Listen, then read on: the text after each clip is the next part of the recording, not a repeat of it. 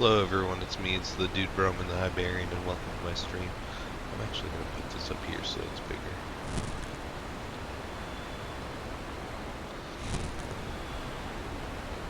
Alright, it's almost time to click on the next tier anyway. That's better.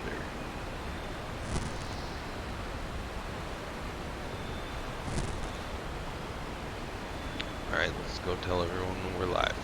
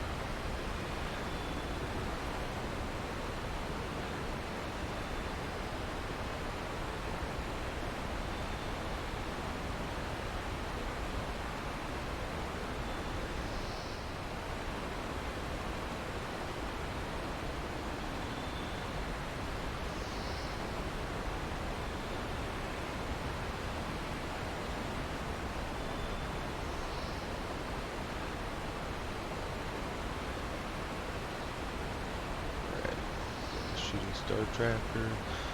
We got the bitrate checker. We got the pre-rolls on. We need to run an ad to get rid of the pre-rolls.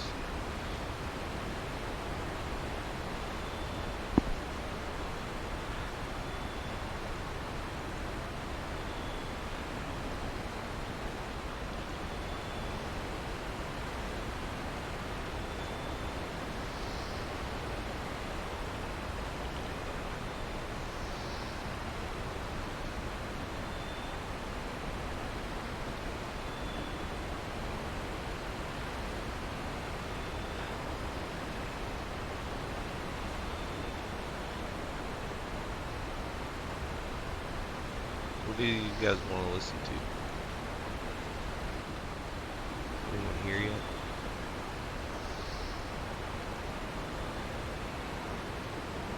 Oh, just the bots. Hello, bots.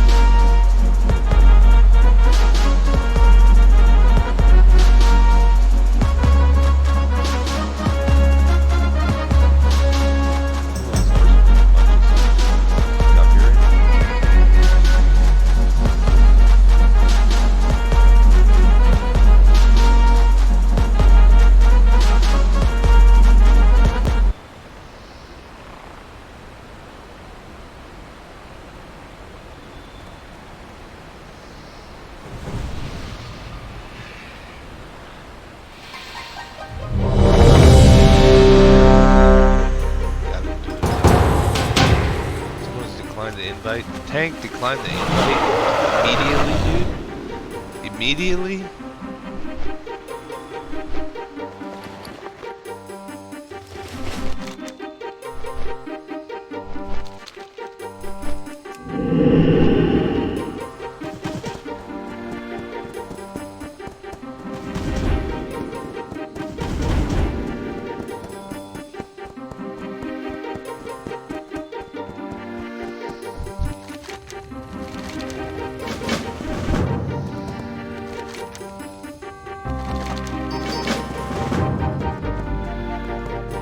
I've been literally trying to do the Heart Blood Strength for, like, for how long?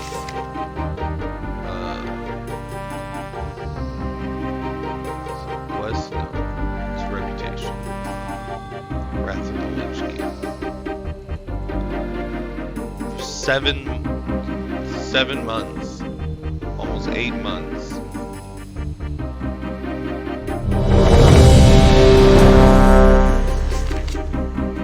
Got the Hard Blood Strength, and now I get it 2 days in a row.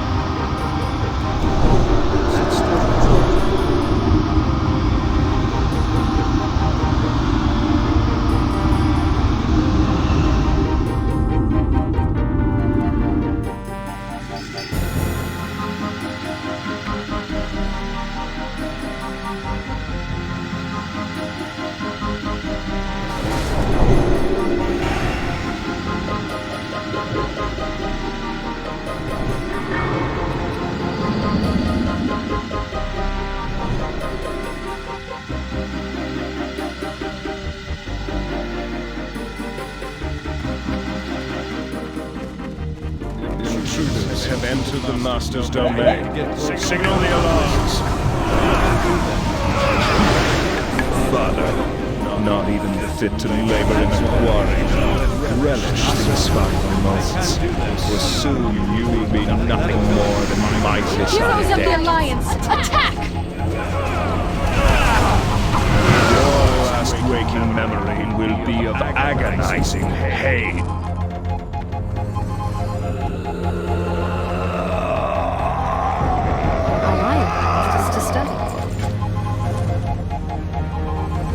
No! You monster! Minions, destroy these interlopers. I do what I must. Please forgive me, noble soldiers. You will have to make your way across this quarry on your own. Free any Alliance slaves that you come across. We will most certainly need their assistance in battling Tyrannus. I will gather reinforcements and join you on the other side of the quarry.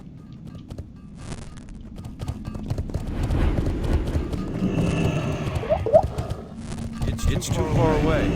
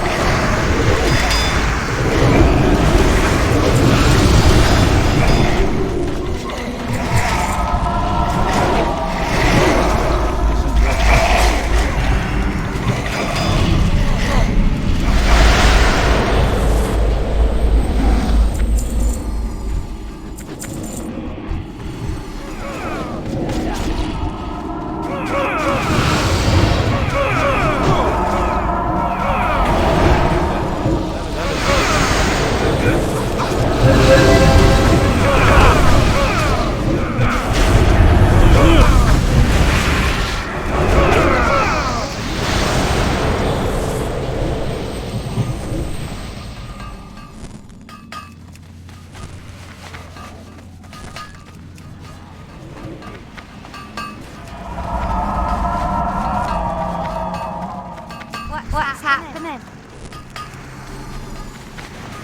Ishnu Daldien. Hello. Hello?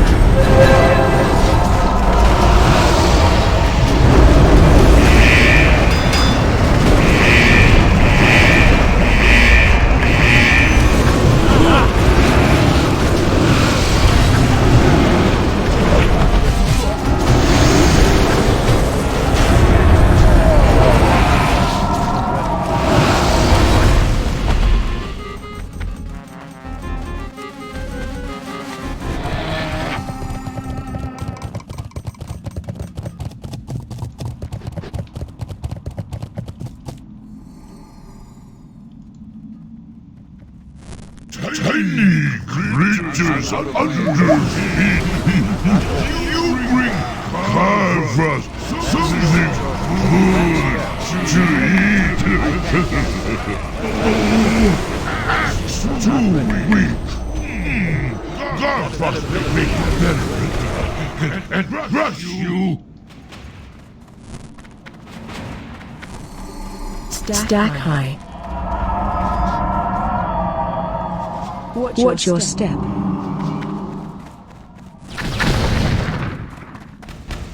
Carvas tired of you mortals. That's still recharging. Now, your bones. I need to get closer. Freeze! That ability.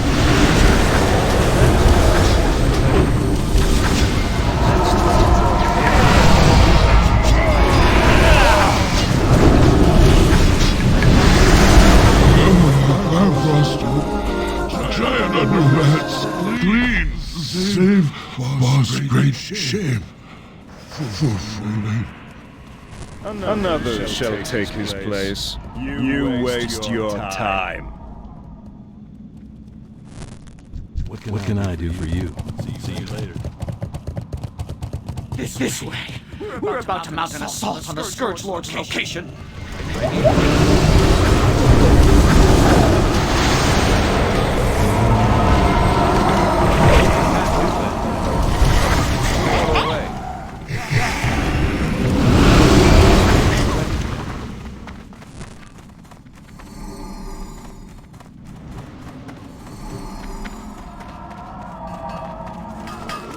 I am honored.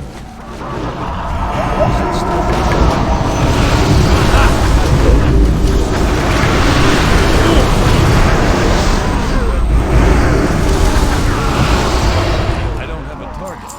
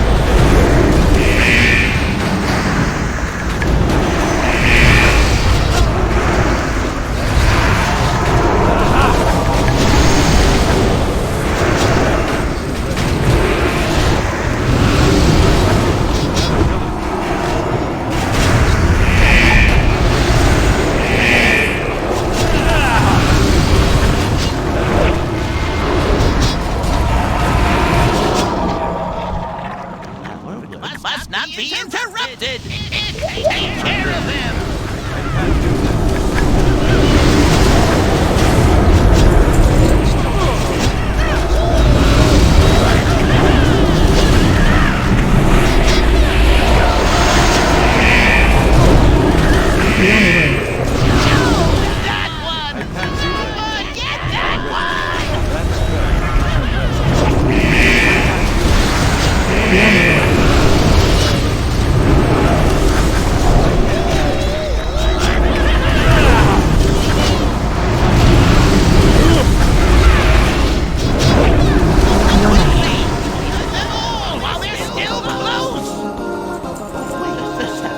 Kill me, please! I'll tell you everything!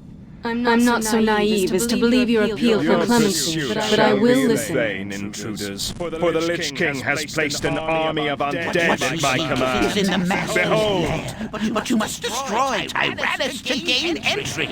Now, within the halls of reflection, you will find Frostmourne. It holds the truth. Persistent whelps. Frostmourne lies unguarded. Impossible. Soldiers, destroy them! I swear it's true! Don't kill me!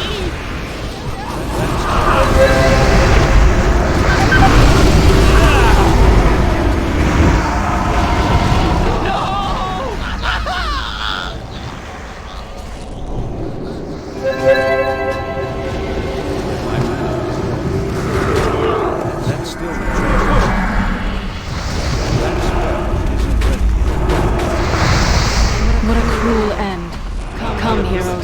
We must see if the gnome's story is true. If we can separate Arthas from Frostmourne, we might have a chance at stopping him.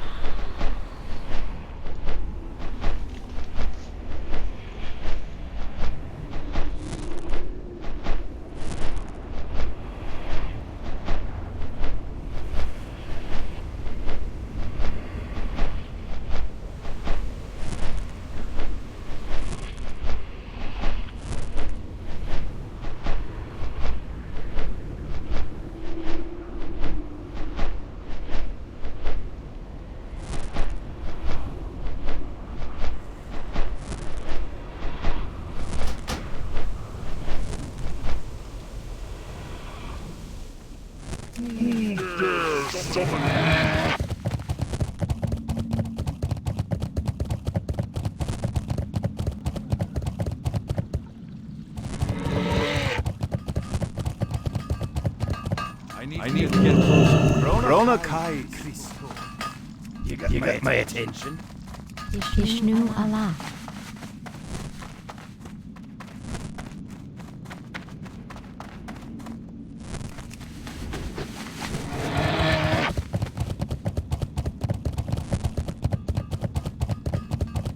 Good I'm out of fortune. range. Arcanon Toros.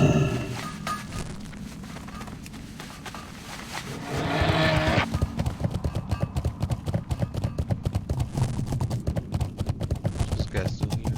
No, he's not.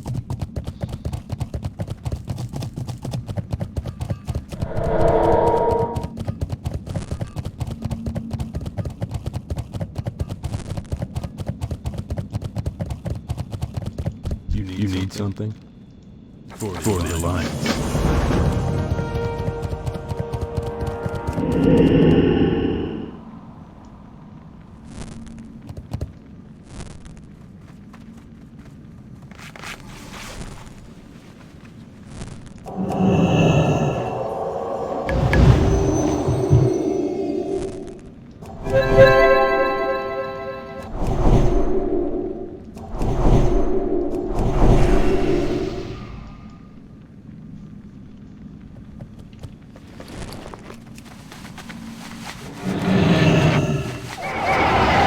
Welcome.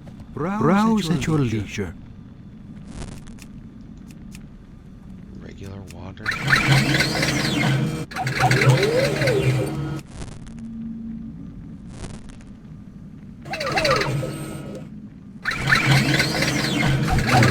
Lessons of the past.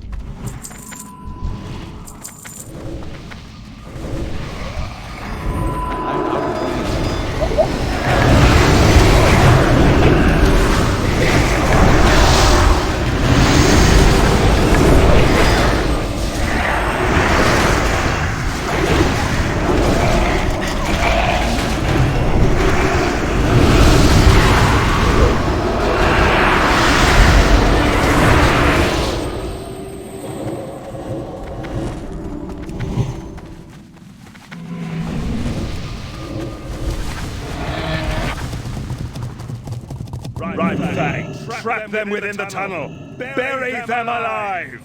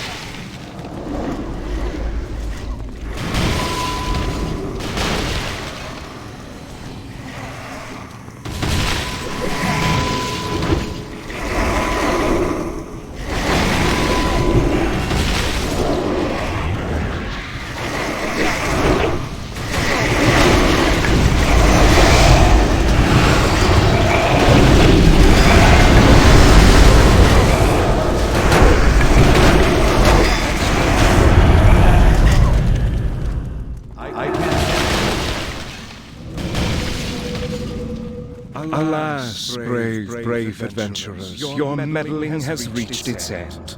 Do you hear the clatter of bone and steel coming up the tunnel behind you?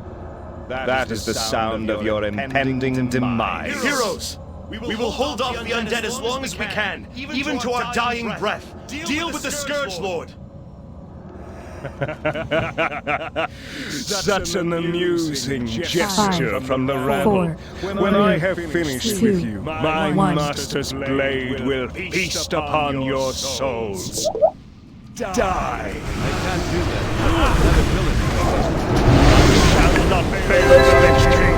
Come and meet your end.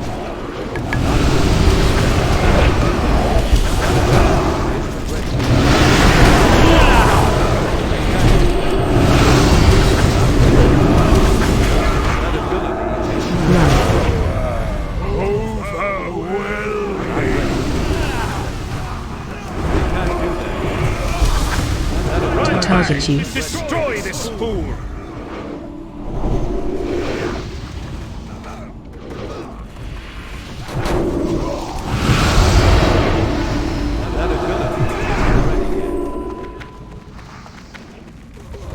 Stop attacking. That ability isn't ready yet. Right bang! Destroy this fool! Stop attacking.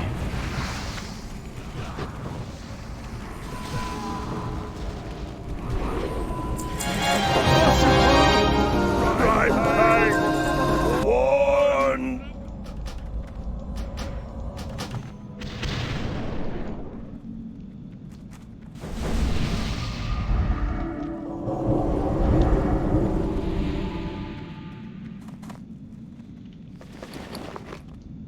Brave champions, we owe you our lives, our freedom. Though it be a tiny gesture in the face of this enormous debt, I pledge that from this day forth, all will know of your deeds and the blazing path of light you cut through the shadow of this dark citadel. This day will stand as a testament not only to your valor, but to the fact that no foe, not even the Lich King himself, can stand Heroes, when to me. alliance and hordes set aside their differences and...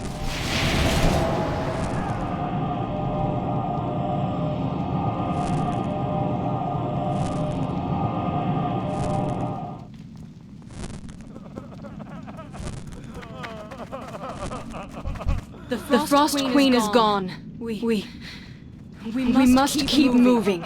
Our objective is near.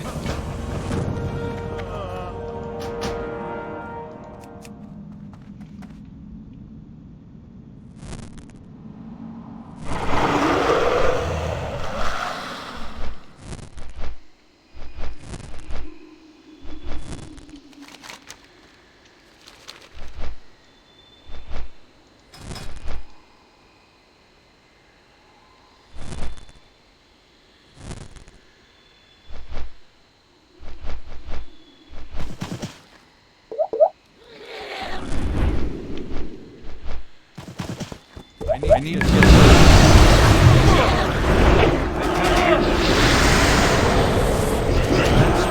isn't ready yet.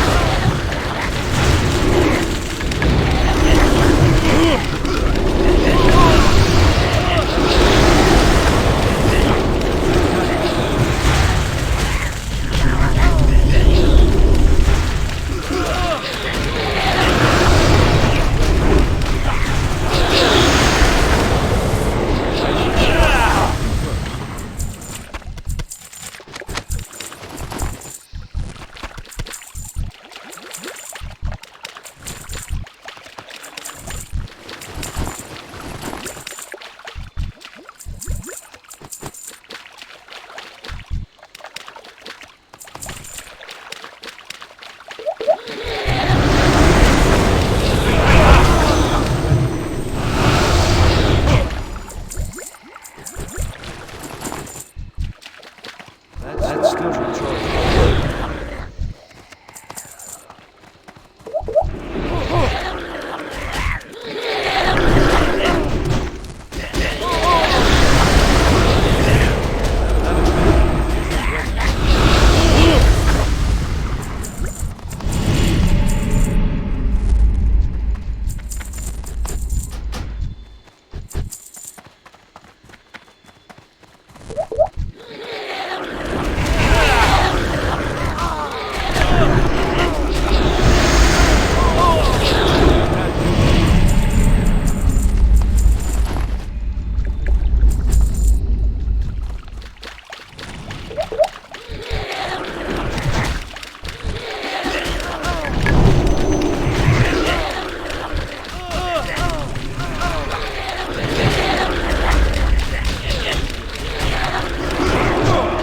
Can't do that.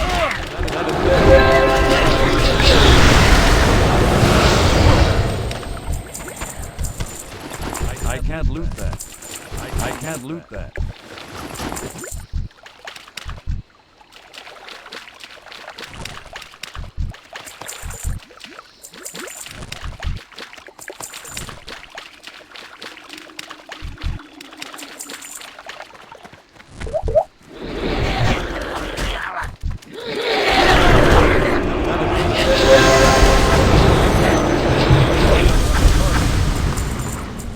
I can't loot that.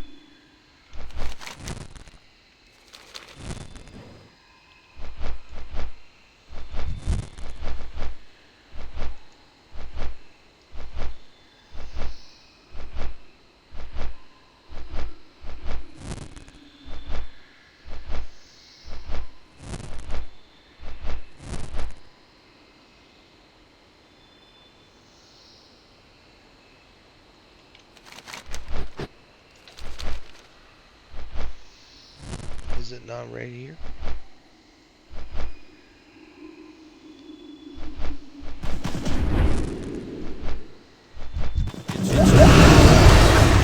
Not ready.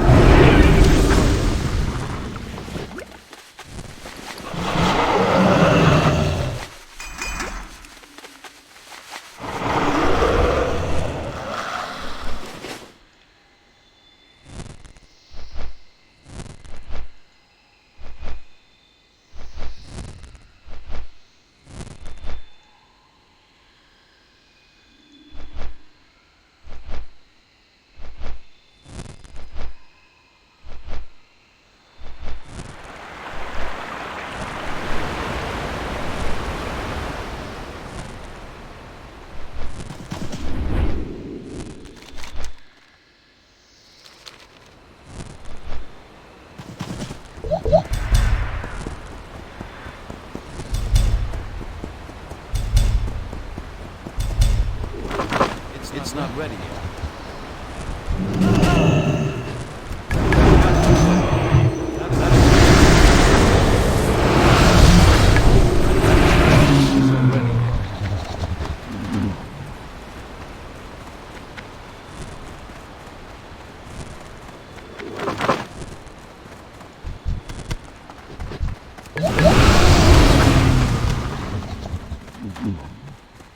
I don't have a target.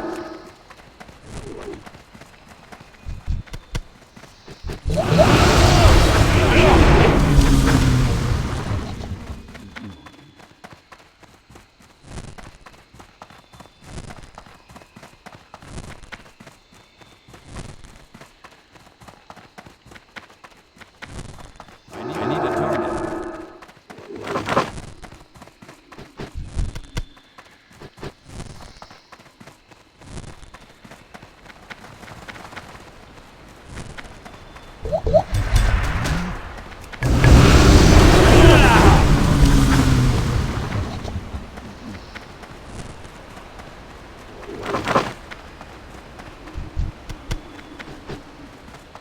It's still recharging.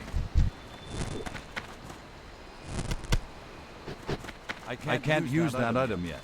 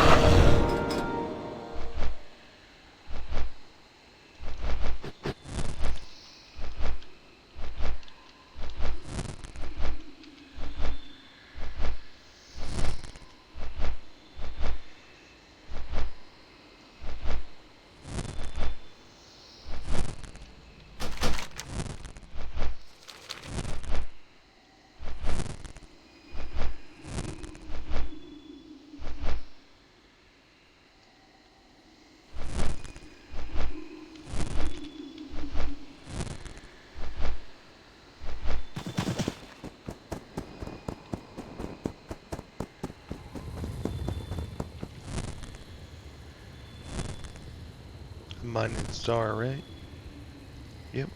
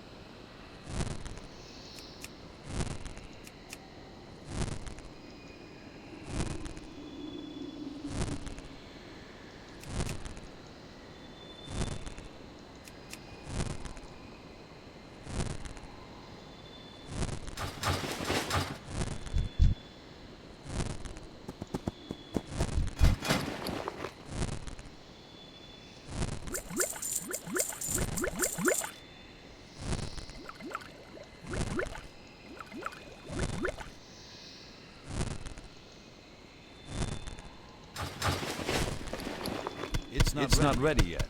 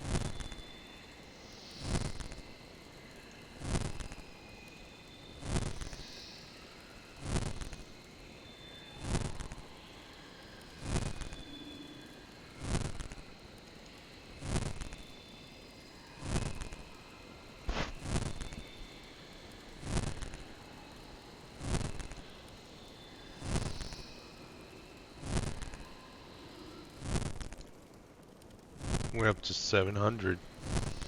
700 off this star. Hell yeah.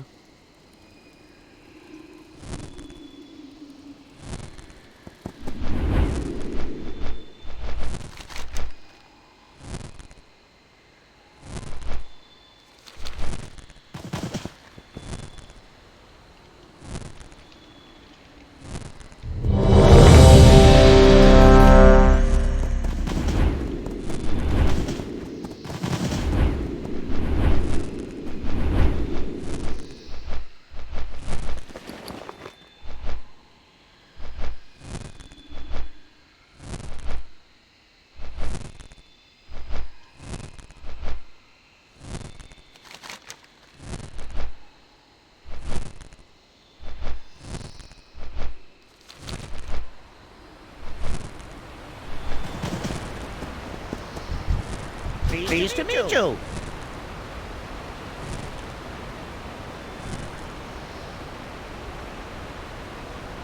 Off and away.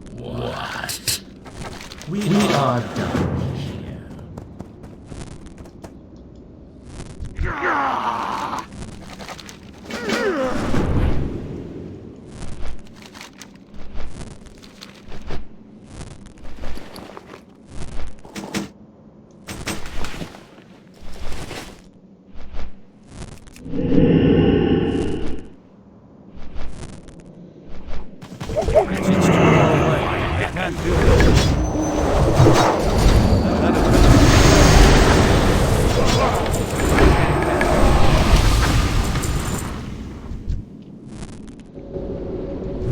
I can't use that item yet.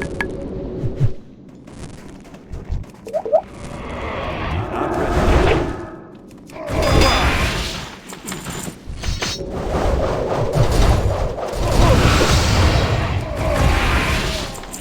I need to get closer.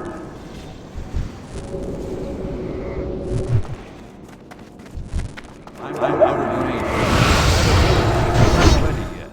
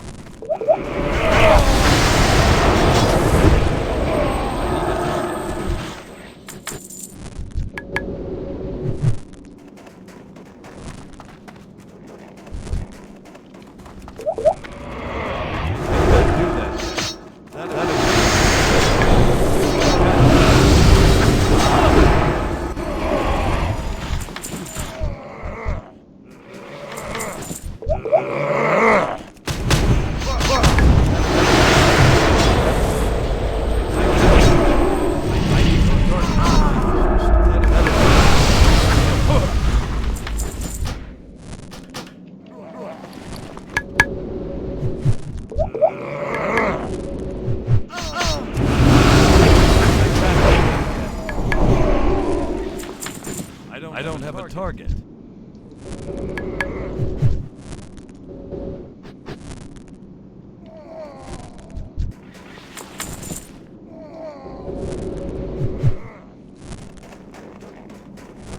Nibbling pig!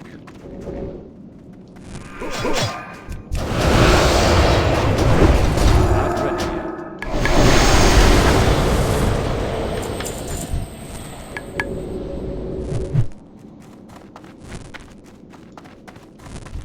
It's too far away.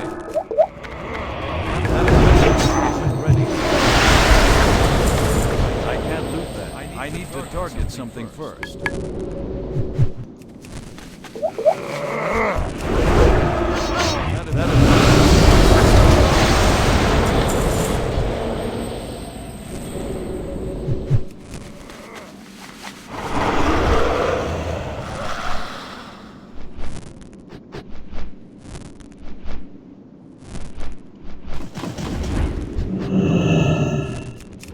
I can't cast that yet. That spell isn't ready yet. That's still recharging. Am I still mining?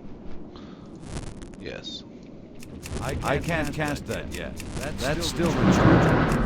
I can't cast that yet. That spell isn't ready yet. I can't cast that yet. That's still recharging. That spell isn't ready yet. I can't cast that yet. That's still recharging. That spell isn't ready yet. I can't cast that yet. That's still recharging. That spell isn't ready yet. I can't cast that yet. That spell isn't ready yet. That's still recharging. I can't cast that yet. That spell isn't ready yet. That's still recharging. Who tagged all these freaking drakes? That spell isn't ready yet. I can't cast that yet. That's still recharging. I can't cast that yet. That's still recharging. That spell isn't ready yet. I can't cast that yet. That's still recharging. That spell isn't ready yet. I can't cast that yet.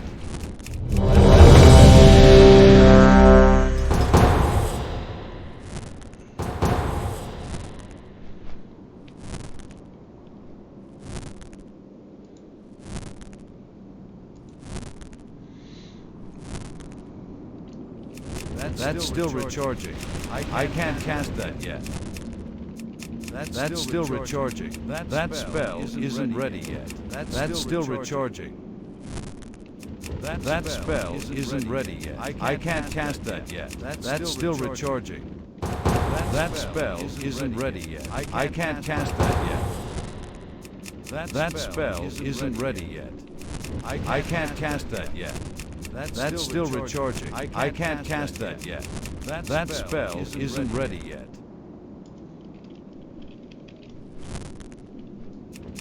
That's still recharging. That spell isn't ready yet.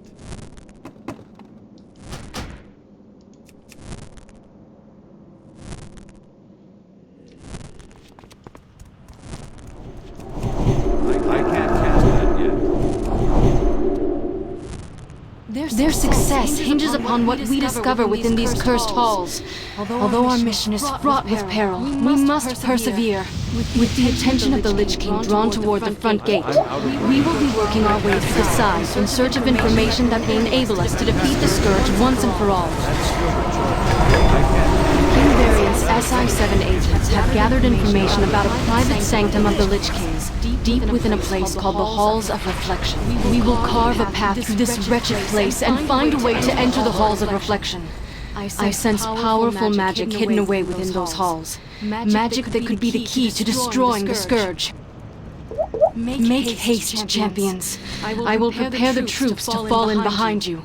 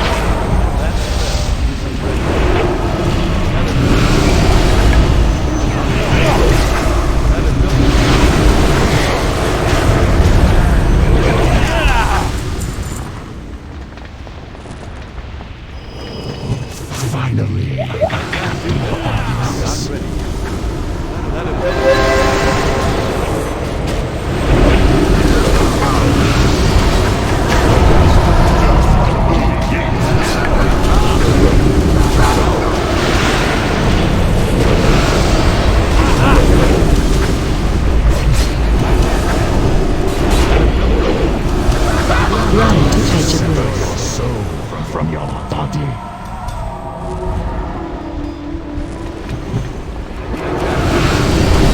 AOE incoming. The harvest it comes to you.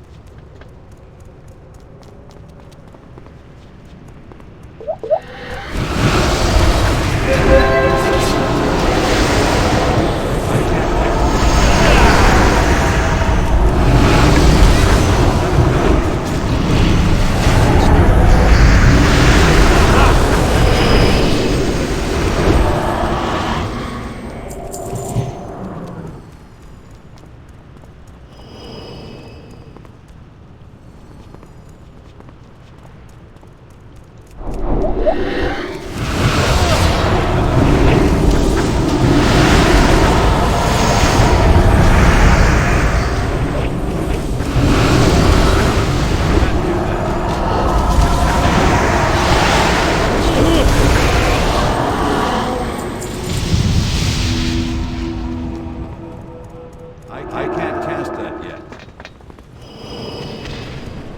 You dare look upon the host of the Lord! I shall That's still Stop attacking.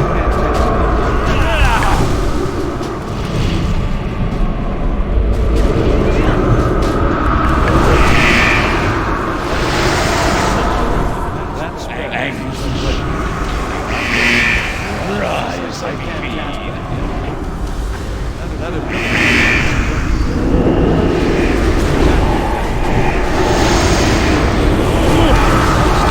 Stop attacking.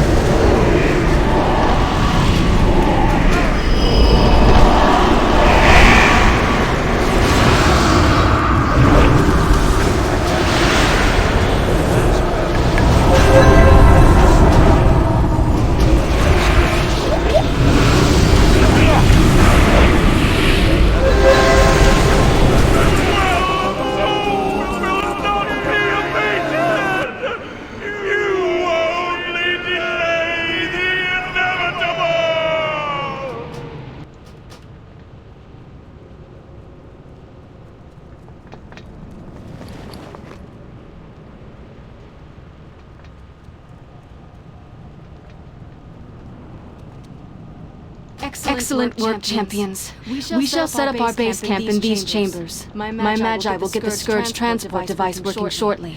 Step inside it when you are ready for your next mission. I will meet you on the other side.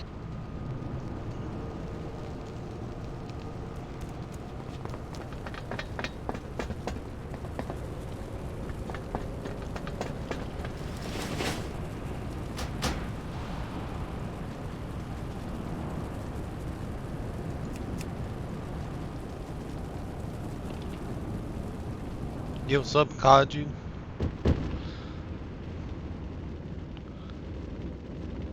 What's thuggin', Big Pimp? Oh God.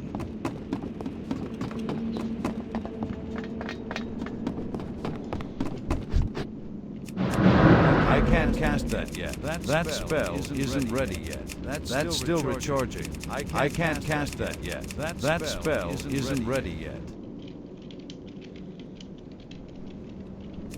I can't cast that yet. That's still recharging. That spell isn't ready yet. That's still recharging. That spell isn't ready yet. I can't cast that yet. That's still recharging. That spell isn't ready yet. I can't cast that yet. That spell isn't ready yet. That's still recharging. I can't cast that yet. That's still recharging. That spell isn't ready yet.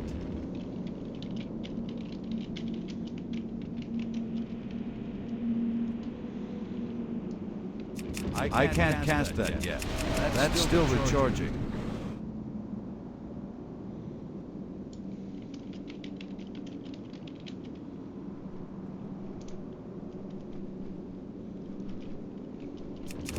I can't cast that yet. That spell isn't ready yet. That's still recharging.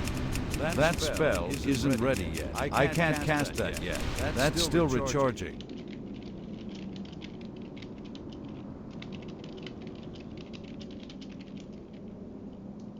I can't cast that yet.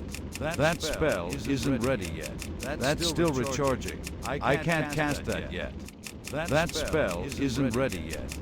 I can't cast that yet. That's still recharging. That spell isn't ready yet. I can't cast that yet. That spell isn't ready yet. That's still recharging. Some freaking flyers. That spell isn't ready yet. I can't cast that yet. That's still recharging.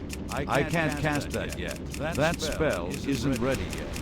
That's still recharging. That spell isn't ready yet. I can't cast that yet. That's still recharging. I can't cast that yet. That's still recharging. That spell isn't ready yet. I can't cast that yet. That's still recharging. That spell isn't ready yet. That's still recharging. I can't cast that yet. That spell isn't ready yet. I can't cast that yet. That spell isn't ready yet. That's still recharging. There we go.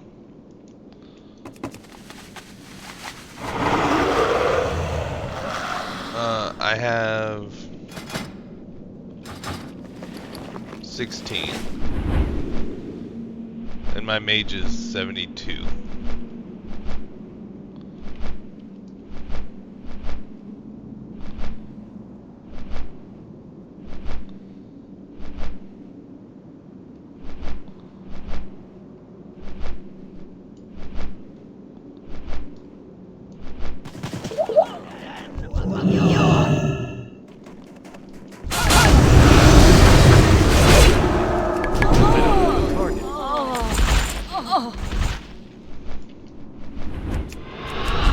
That spell isn't ready yet. That's still recharging. I can't cast that yet. That spell isn't ready yet. I can't cast that yet. That's still recharging. That spell isn't ready yet. That's still recharging. I can't cast that yet. That's still recharging. That spell isn't ready yet. I can't cast that yet. That spell isn't ready yet. I can't cast that yet. That's still recharging. I can't cast that yet. That spell isn't ready yet. That's still recharging. That spell isn't ready yet.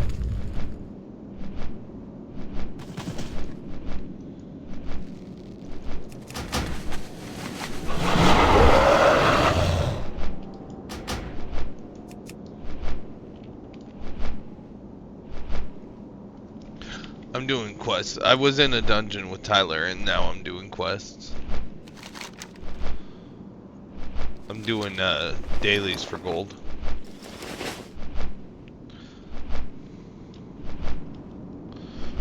Like, what do I still have to buy? Let me see.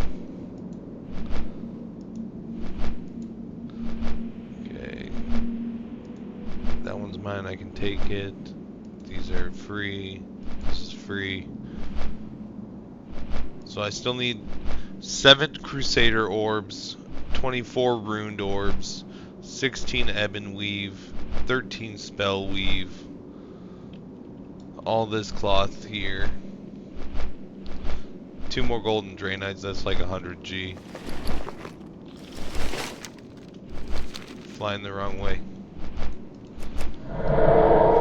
So I still need like a couple grand. And then I'll have everything crafted.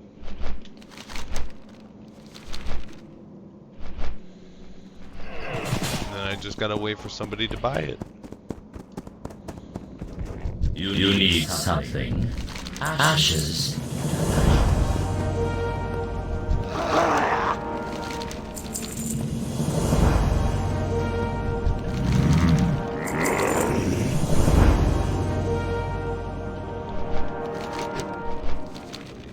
Take the flight point.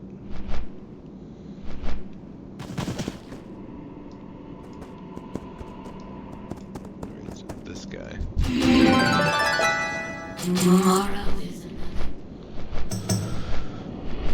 Yeah, for things I'm trying to craft. I'm crafting one of everything from the tailoring profession that is worth 30% more than its material cost.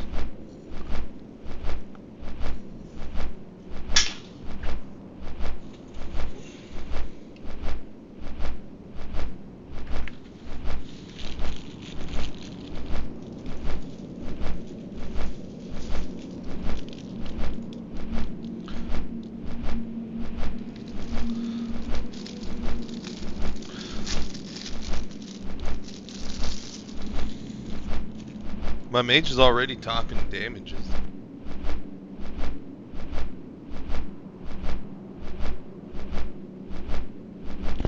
Alright, see ya. I'm gonna watch boss videos on stream if you wanna wait.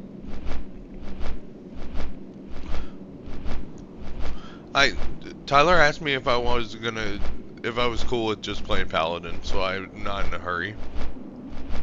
I'll level up and have him as an alt, but it's not gonna be crazy.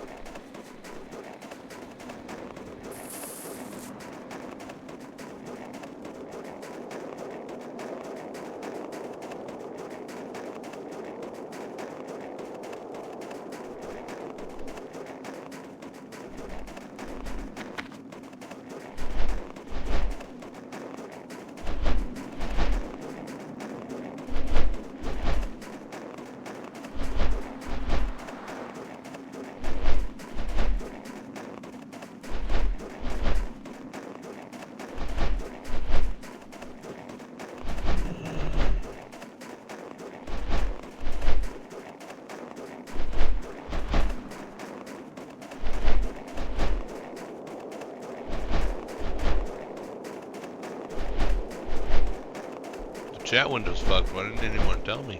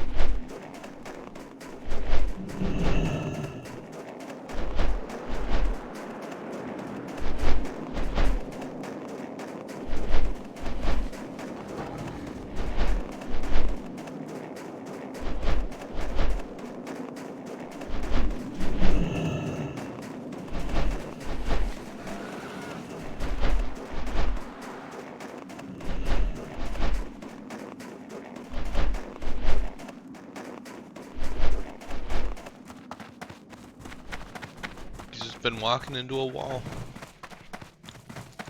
Good fortune. Blessings upon your King's honor, family. friend.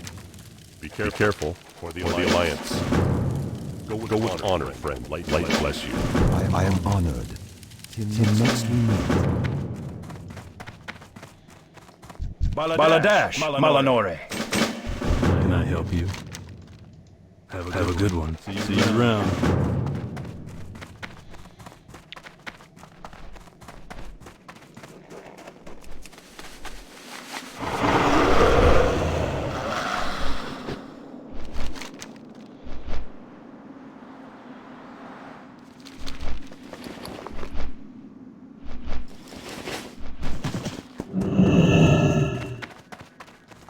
I am listening. Hello. What brings you here? Hello.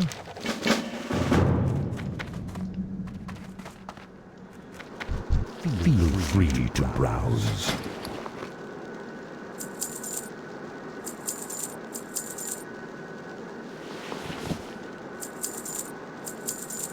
Asha fella.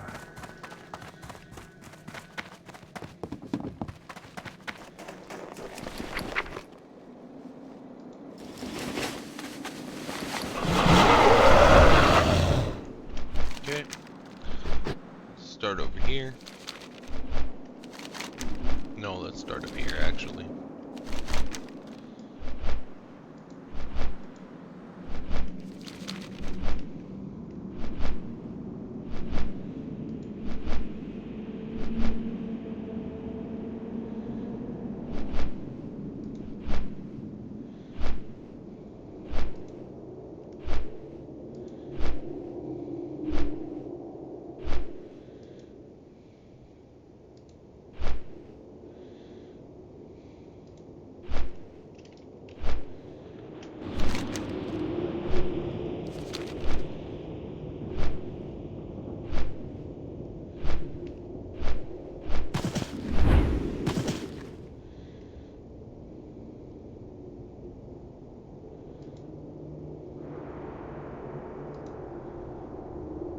Stay safe doing the race to world first yet?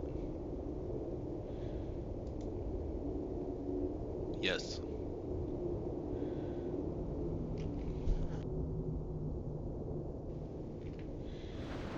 Every minute Future Sight is active, he'll cast unbound. Oh, he's watching Okay. boss guides. So every. Okay, so we can't watch that.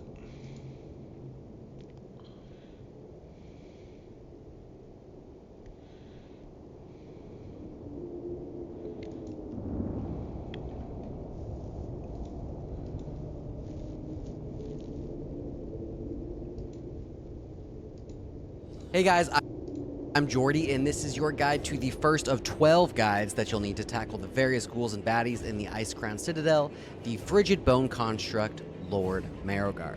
This is the beginning and the end, mortals.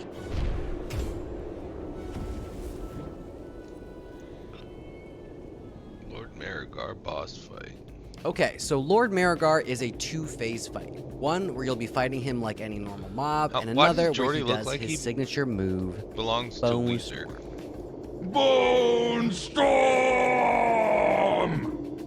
As far as raid composition goes, you're going to want to bring 2 tanks, 4 to 5 healers, and a mix of ranged and melee DPS. Okay. As this is the first guide for all of ICC, I'd recommend you bring 5 healers and 2 tanks for this entire place. You'll flex up and down for a few fights, but that should be your core, and your Flexing hybrids is one of can the handle things the I'm rest. doing. This is a solid example of a raid comp that can handle anything in this place with some flexibility. Okay, so let's get into Lord Marogar's abilities. First, he's got a cleave called Bone Slice that does a large amount of damage in an arc in front of him. This damage is split between any 3 targets it hits, so your 2 tanks will need to soak this together in order to prevent getting one shot. No big deal, just make sure 3 both targets tanks are in front of the boss at all We're times. probably gonna have Second, the he'll 2 tanks periodically and cast one other Bone Spike Graveyard on 3 dedicated random raid members in soaker, the room. The possibly spike will jut out of the ground and impale your friends, each doing divine 10% protection. of the player's HP D-sec. per second until they're killed. These must be removed ASAP, as letting them Kaju's gonna stack be up standing could out be here deadly baiting for these. various reasons, so pry these when you see Talmoon them probably. and get them down. I actually Finally, in didn't phase see who's 1, coming to he'll 10 cast men. I Cold should probably Flame know in that. straight lines around the room. These do frost damage, so make sure that you've got a frost aura up and should be easily sidestepped. Now, one thing we learned is that if you have between 6 and 8 people standing at range from the boss and the rest of the raid in melee range under the boss, you can avoid this fire from ever hitting the melee and anyone else standing there. The fire will harmlessly spawn behind them and continue toward the people standing out. We have 2 mages So right at now. range, we use our healers and a hunter or 2, and anyone else who might volunteer, while the melee and the rest of the casters stand under the boss and pump without needing to move at all. This helps a lot with DPS and minimizes the effect of this mechanic. Okay, so that's phase 1. Now on to what everybody remembers, Bone Storm. 45 seconds into the fight, Bone Lord Storm is Marigar the gets divine bored and starts shield to cast, spin like a of Beyblade, slicing up everyone in the room. The closer you are to him as he spins, the more damage he'll deal, but everyone gets hit, so everyone will need heals. He actually will tend to target the player furthest away from him on this. So if you stay loosely spread in the center of the room, while 2 hunters or a hunter in the tanks run to opposite sides of the room, he should ping pong back and forth between them, and this will help minimize damage on the raid as a whole. There's also some evidence of a bleed being applied here. We didn't see it in our polls, but it's possible this gets added in later, so keep heals strong and don't stand in those fires. The fire is almost assuredly what will kill you in this phase, not the Bone Storm itself. Okay, so once Bone Storm ends, he just returns to his normal phase 1 self, and the fight repeats until you've taken him out. Alright, let's get into the quick walkthrough. First, on pull, we run in and lust. The 6 to 8 people we assign to stand out, spread out, hunters in each corner with the healers toward the center. Keep in mind, if any of these players get bone spiked, the ranged must turn and kill the spike, or those players will absolutely tick out, especially if a cold flame creeps its way toward them while they're impaled. Melee and any assigned casters will stack under the boss and not move an inch. They should be safe from the fires there. From here, we continue on until Bone Storm. The raid loosely spreads and would begin a desac rotation to help minimize the damage. People use self-saves here, health stones, anything to keep themselves up, while healers pump as best they can. Divine hymns, wings, whatever, this is the major raid into it. Now ideally he's bouncing around the room and spending very little time in the center. But once he's done, he should be taunted by your main tank and repositioned squarely where you started and the fight resets. Healers spread out, hunters in the corners, melee and casters underneath, and the 2 tanks soaking in front of him. Repeat this a few times, and down he'll go. Congrats on your first kill, and a major step towards climbing the Citadel.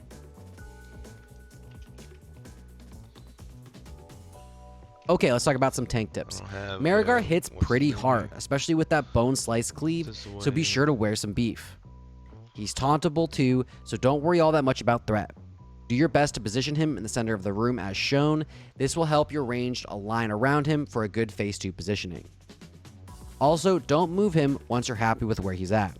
This could be disastrous for your melee DPS who are positioned carefully so as to avoid getting Cold Flame dropped on top of them. And for some healer tips, like I said earlier, phase 2 is where you want to dump all of your cooldowns. So create a rotation with your other healers and always have something going up through this phase. It will go a long way to cutting raid damage. And in phase 1, keep an eye on those cold flames. Spread out so that if one comes your way, you aren't all moving at the same time. This could lead to a tank death. And if one of you gets impaled, call it out so the ranged helps free you and your other healers know that you're out of the fight for a bit and should cover your assignment. Not what I wanted.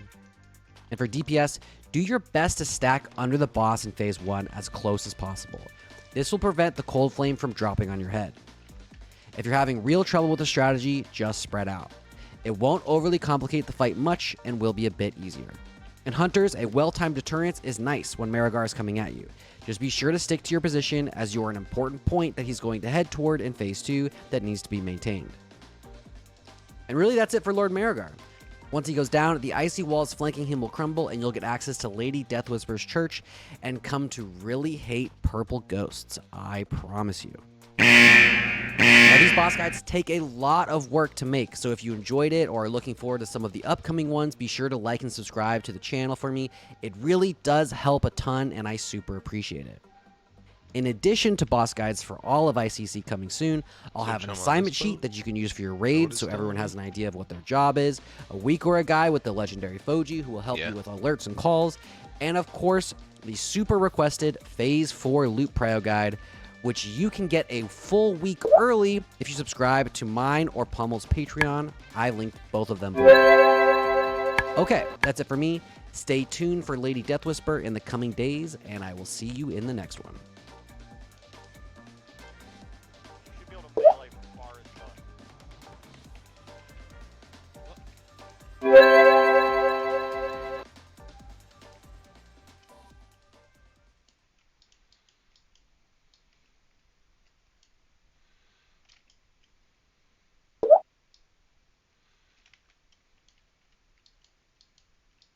A Cavalier? He came for the chum?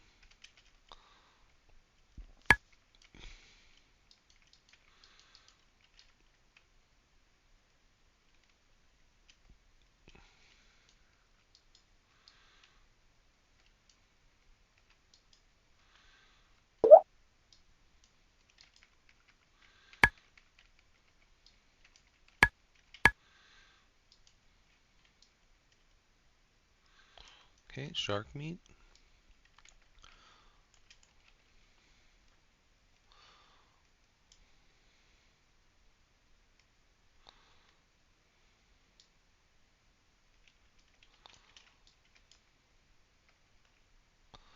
Lady Deathwhisper. Hey guys, I'm Jordy, and this is your guide to the second encounter in Icecrown Citadel, the Supreme Overseer of the Cult of the Damned, Lady Deathwhisper. Want to get banned in my channel? What is this disturbance? You dare trespass upon this hallowed ground? Now, Lady Deathwhisper is the first heroic fight in ICC that you're going to spend some time working on before you get it down. I'd place it somewhere in the top half of harder fights in here. So if you can get her down, you've got a great shot at a big handful of other bosses. As far as raid composition, you're going to want to bring 3 tanks for this one.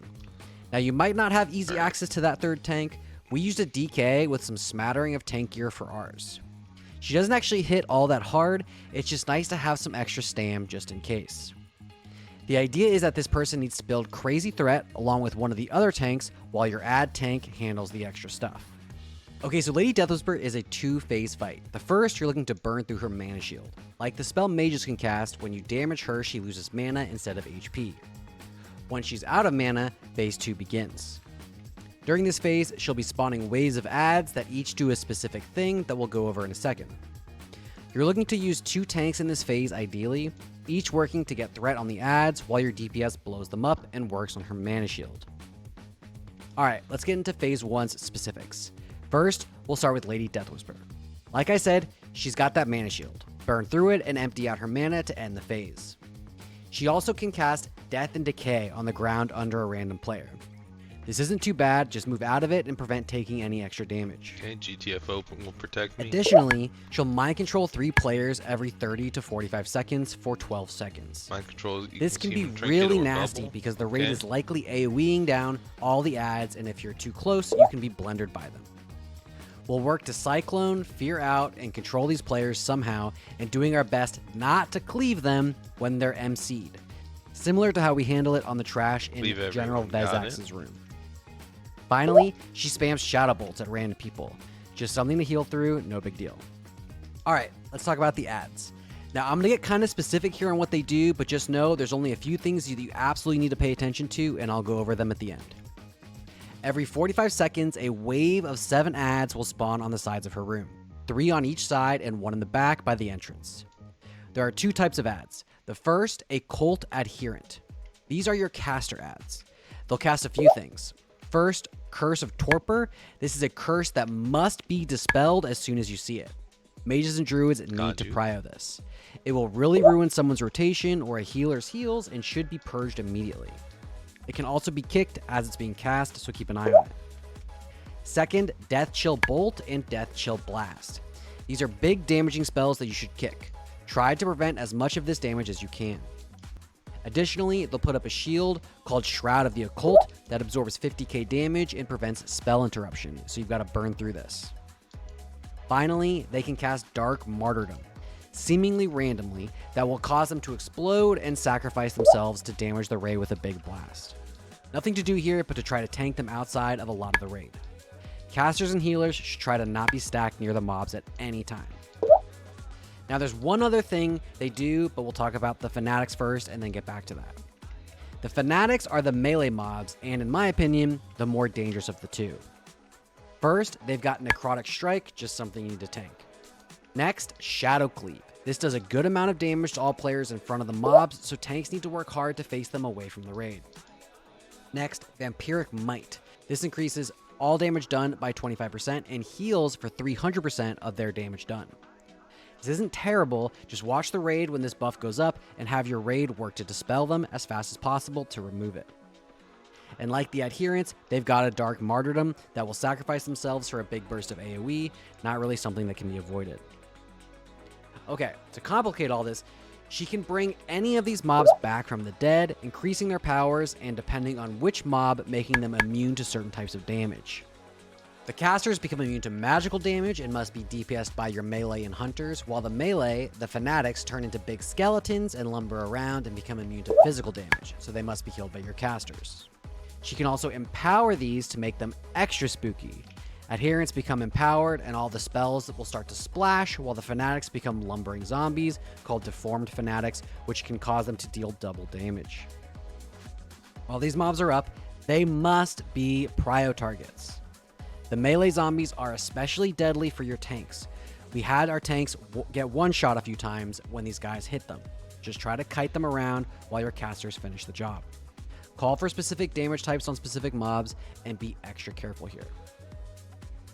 Okay, so that's phase one. That seemed like a lot, I know, but it's actually not so bad. We'll get into how to tackle all of this in the walkthrough, but the bullet points are to blow up the ads without getting cleaved, interrupt spells, don't let your tanks get one shot by the Deformed Fanatics, and stop cleaving when your friends are mind controlled. Now, as she gets low on mana, you're going to be looking to move into phase two. Lady Deathwhisper gets annoyed and starts casting interruptible frostbolts at her highest threat target, and she'll begin to be movable around the room. Now, phase 2 has about half the mechanics of phase 1. Only one side of the room will spawn ads, 3 at a time. She'll still mind control and death and decay, but a few new things are added. First, she'll cast a frostbolt volley every 20 seconds or so. This is an instant raid-wide damage that you just need to heal through. And second, most importantly, most importantly, these little purple fucks. These things are called Vengeful Shades. They spawn at random points in the room and will target players drifting towards them, and if they reach them, will explode, dealing a huge amount of damage to everybody nearby and likely killing a few of you. These are so important to avoid. You will probably get most of the fight down no problem and be hard stuck on these ghosts.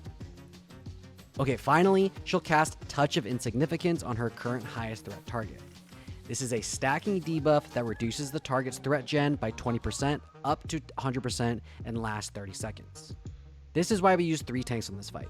2 on her in particular in phase 2. Your tanks will build threat and then leapfrog over each other as they wait for their stacks to wear off before continuing again later. Alright, that was a lot of stuff. Let's get into the walkthrough. On pull, the raid runs in and begins to DPS Lady Deathwhisper. Now your goal is to funnel the ads from both sides to between the 2 pillars, being careful not to cleave the melee with the Fanatics, but getting them as clumped up as you can. Healers stand in the back, being careful not to get too close. This will help pull the mobs into position using heal aggro while also being in range of the raid. Your 2 tanks each grab a side and meet in the middle, and DPS begins. We keep a permanent frost trap up in the center here to help kite when necessary. As the Dominate Mind cooldown comes up, you need to call for all cleaving and AoE to stop so that you don't blunder your friends as soon as they go red. Druid cycle in them, we assign these and it helps keep people alive. Super important. When you see an ad get reanimated, you need to call for DPS from your physical or casters to hit it. It's very important to get these dead as they're super dangerous, especially if she empowers them further. Alright, so after a few waves of these ads, you should have gotten her pretty low. Be very careful not to push her to 0 mana until after clearing an ad wave. You can't afford to transition with a fresh set of ads. Clean them up and then call for the push into phase 2.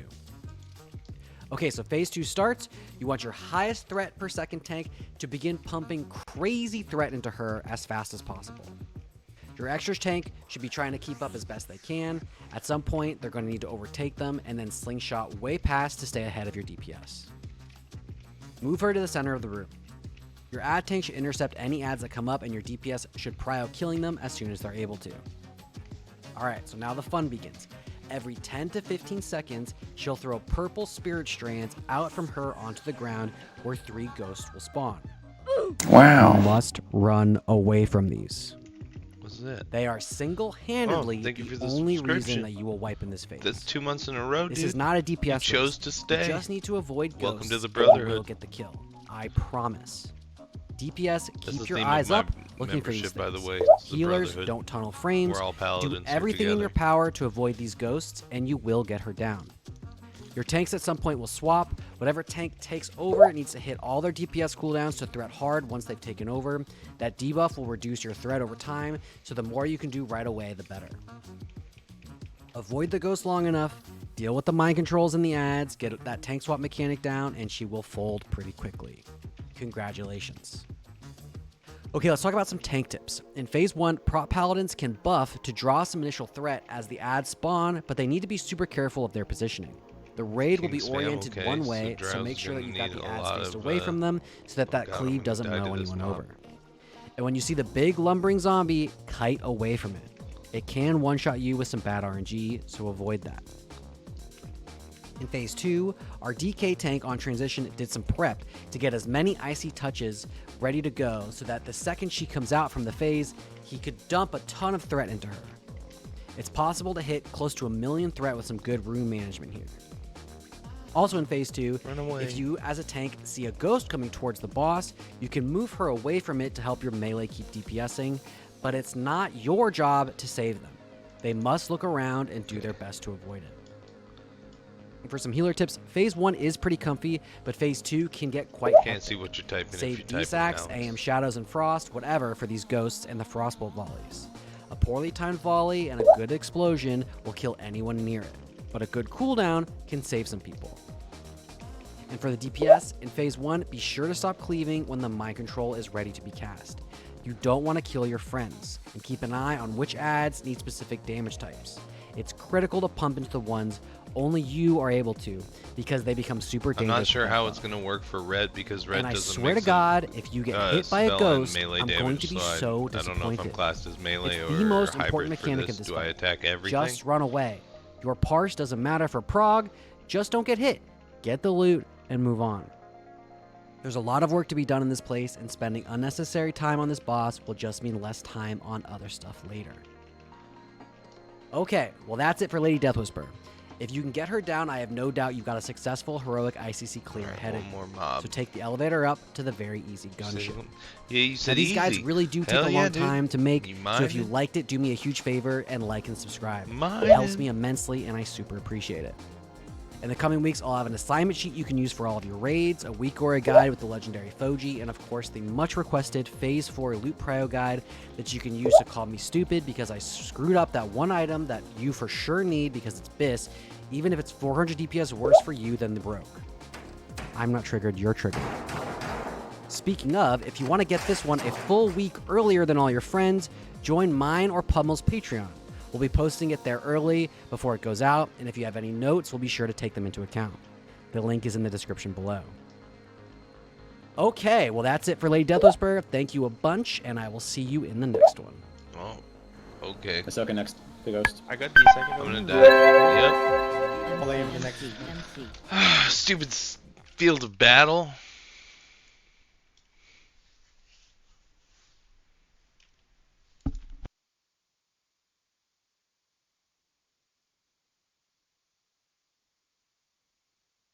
Hey guys, I'm Deathbringer Jordy, and this is Sarfang your has guide to the the jellies. 4th encounter in Icecrown Citadel, the Manic DPS race, and the Lich King's most powerful Death Knight, Deathbringer Sourfang. The ground runs red with your blood.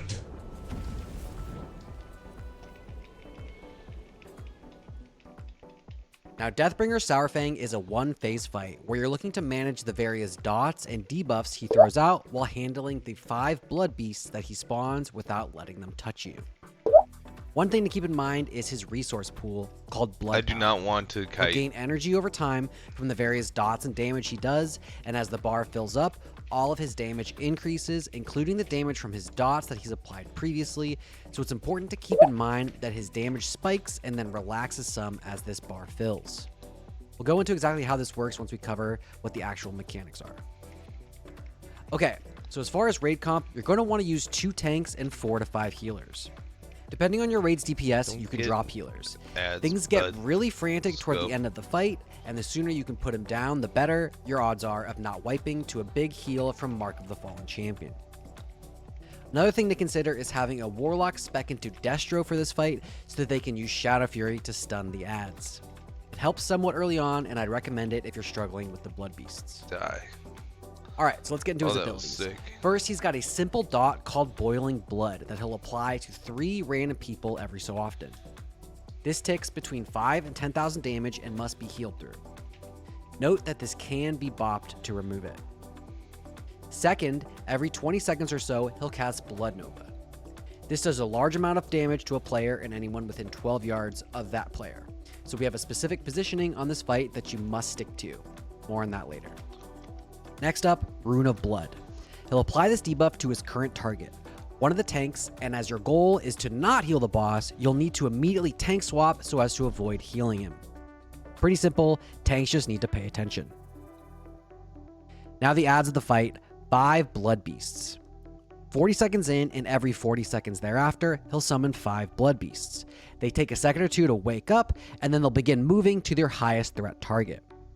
Now these guys hit hard, but are fully stunnable, slowable, and movable, so you'll want to have a plan for these. They also have a buff called Resistant Skin that makes them not easily AoE'd, so single target damage on each is the way to go. Additionally, if they do any damage to players, they give Sourfang some extra blood power, which you don't want to do, so avoid getting hit. We'll get into these guys more in the walkthrough. Finally, he's got Mark of the Fallen Champion. Every time Deathbringer Sourfang's blood power reaches 100, he'll put one of these permanent dots up on a player. These will now tick throughout the fight, so you must heal through them. If the person with the mark dies for whatever reason, the boss will heal 20% of his HP. This will mean a wipe. It's imperative you keep these people up. Oh, and he's got a Frenzy at 30% where his damage really ramps up. This just means we pop Lust at the end of the fight rather than the beginning to help shorten that phase. Okay, that's a lot of mechanics. Real quick, let's just talk about how they all interact with each other. Credit to the guys in Fight Club for summarizing all this. It made my job a lot easier. Alright, so Sourfang generates blood power when he deals damage with his spells or when his blood beasts melee. Okay, it's runic power. He does not gain blood from his own melee attacks or the Mark of the Fallen Champion damage. His damage increases by 1% per blood point up to 100%, and as his damage increases, the rate of his blood power goes up because he does more damage, which equals more blood power generation. Finally, while Mark of the Fallen Champion doesn't generate blood itself, it does tick harder as his blood power reaches 100. So you need to watch his energy, and when it gets high, use cooldowns to help mitigate deaths from the various dots and other things until it resets and his damage goes back down. Okay, let's get into the walkthrough and see how all of this plays out. Before pull, you're going to pre-place the entire raid in specific spots. This is how we place ours. You're going to want to leave a couple healers in melee while your paladins stand in the back with Righteous Fury up on the chance that they can pull threat on the blood beasts, which is a good thing. We have our ranged spread out 12 yards apart from each other and stick to these spots. They shouldn't move for fear of getting hit with a blood nova and splashing it to anyone nearby, increasing the boss's blood power generation. The entire raid is placed here and is ready to pull. Someone starts the RP and we wait to go. About 10 seconds before the boss is attackable, all of your DK should use their Army of the Dead. You don't want them alive when the first blood beasts spawn, as it will be very bad for a lot of reasons, so use it early and then they should die before that happens. Taunt the boss and go ham. As the off tank, once you see him apply Rune of Blood on his current target, the other tank, you must taunt immediately. It's critical that he doesn't heal from it. It will slow your kill and speed up his blood power generation. Alright, the first set of Boiling Bloods go out. We like to bop any cloth wares that get this dot early. Use 1 or 2. This helps slow his blood power generation even more. It's not strictly necessary, but something to consider. I'm gonna kill the Kraken. Alright, 40 seconds in, we have our first set of Blood Beasts. It's critical that you have a Hunter Trap down here to slow these as they spawn, and then begin in on these. For one of the back ones, a Ret Pally Hodge, a Rogue Stun, whatever, should be enough for the melee to kill it. Now the other 4 should be covered by your ranged. A well-timed Shadow Fury once they start moving gives you some extra time. Then, as they crawl out of the trap, a balanced Druid Typhoon can push them back in and really give you lots of time to pump into them. DKs can Chains of Ice if one gets away. Maybe taunt them back toward the melee if it really starts to move. Just make sure you don't get hit. Whatever you need to do to kill these without them hitting anybody. We like to assign the ranged on one side of the room, attacking the beasts that spawn on the other side of the room from them, and vice versa. This means the beasts have a longer time running toward them through that frost trap. It just takes a little finagling to get your ranges correct, but it is possible. Do your absolute best not to let these things hit you. If you have to boot away from them, blink, whatever, under no circumstances should you let them get you. Complicating this is if they're left up for 10 seconds, they will put an AoE slow out on the raid, so you won't have to run for long. They have to die ASAP. Once your assignments are dead, help your friends. These beasts have to be priority. Okay, so the beasts are dead. Nicely done. Pretty soon you should see your first Mark of the Fallen champion go out. Sourfang casts this on a random non-tank player, and then his blood power resets back to 0. These marked players cannot die for the rest of the fight, or it's most assuredly a wipe. Did it die? Here's how we assign the marks. Note that the 4th and 5th marks will be DIing the players. While this isn't strictly necessary, it does simplify the fight a fair bit and lets you drop some healers. While DI'd, they don't take damage and will just sit in it while the raid finishes the fight. So, Holy Paladin 1 will beacon mark number 1, then Holy Paladin 2 beacons mark number 2. At mark number 3, Holy Paladin 1 begins bombing heals into them. These 2 targets are now his priority, and he must keep them up. Okay. When mark number 4 goes out, today. you assign your Ret or your Prop Paladin to DI them, and then the same for 5. Make sure that they have Soul Stones so that they can pop back up.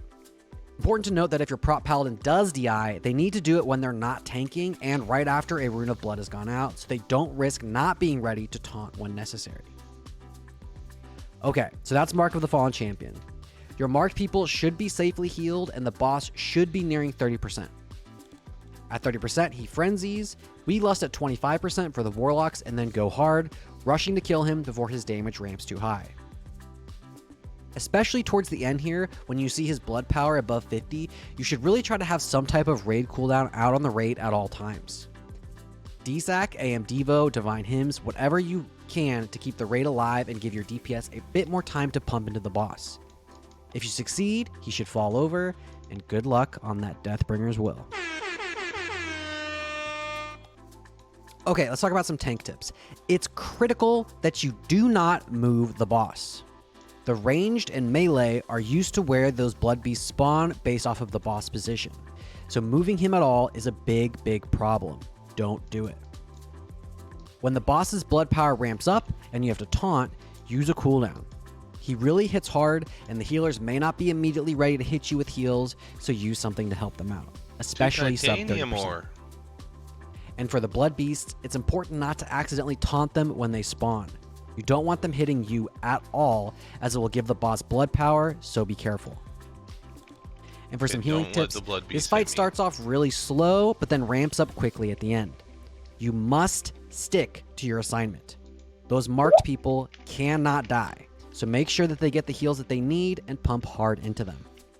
Save your cooldowns for the end of the fight and roll them as assigned. DSAC, AM Devos, Hymns, what have you, will go a long way to keeping the raid up and damage low. And for the DPS, this is a DPS race that you really need to push out every bit of damage you've got while also respecting the priority targets here. Blood beasts must die or the raid wipes, so ranged, use what you can on them to kill them ASAP. Balanced Druid Starfall is great. Typhoon, all of that stuff goes a long way to controlling them and getting them down fast so that you can return to Sourfang. And if you get Mark of the Fallen Champion, plan to watch your HP as his blood power goes up. You'll be taking a lot of extra damage, especially toward the end of the fight, so help your healers out with health stones, death coils, whatever you can to avoid ticking out and causing a wipe. Alright, well that's it for Deathbringer Sourfang. If you had what it takes to bring him down, you should have no trouble for the next 4 bosses or so on Heroic, which should put you comfortably at about 3/4 of this place dead. If you enjoyed this guide or learned something, do me a huge favor and like and subscribe. It helps me immensely in growing the channel and allows me to continue making this kind of stuff. And speaking of the channel, in the coming weeks, I'll have an assignment sheet that you can use for all of your raids featured on here, as well as a week aura guide with the brilliant Foji, and of course the Phase 4 loot prio guide that everyone keeps flaming me for. Like it or hate it, a lot of you want it. And if you want it a whole week early, check out mine or Pummel's Patreon, where I also have a lot more insight into my raids and easy access to me for any questions you might have about ICC or the game at large. Alright, well thanks for hanging in there with me on this one. I can't wait for Sourfang on live. It's a really fun fight, and good luck on your Deathbringer's will. See you guys in the next one. Cassie's got a taunt coming up soon. I got sacked for Cassie. Oh! Let's go. Alright.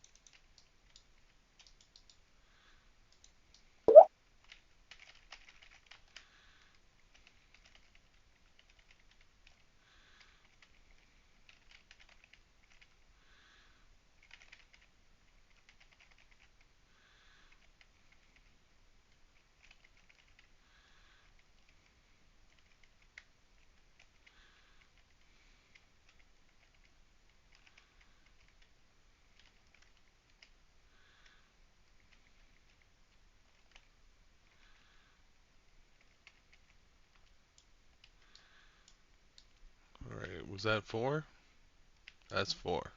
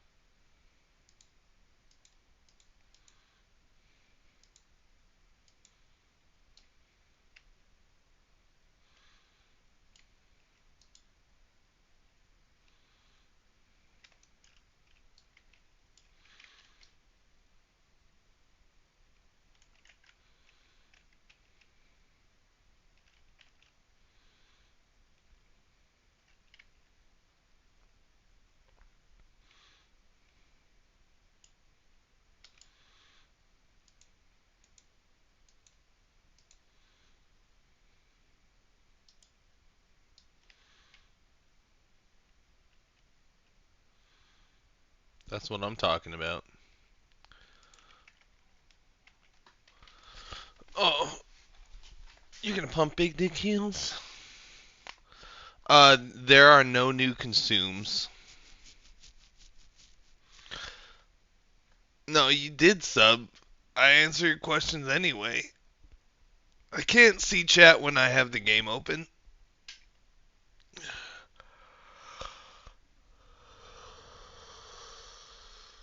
Um,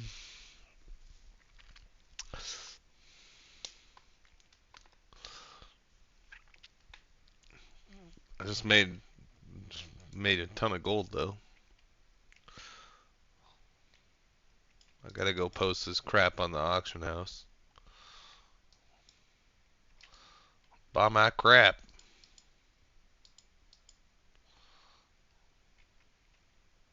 Lagging.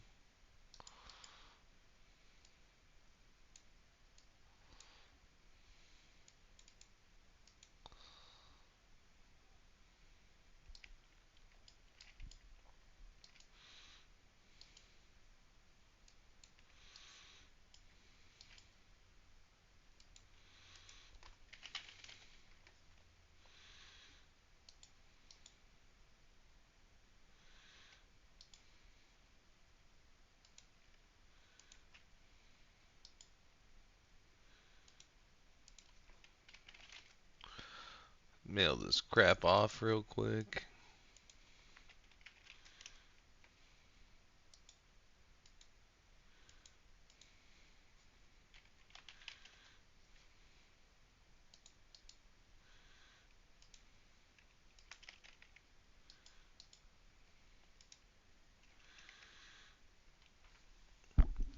No new enchants or gems. There's maybe a new enchant that comes from in here, but I don't think so. I don't even have TSM or not TSM. Atlas Loot installed. Let me get that real quick.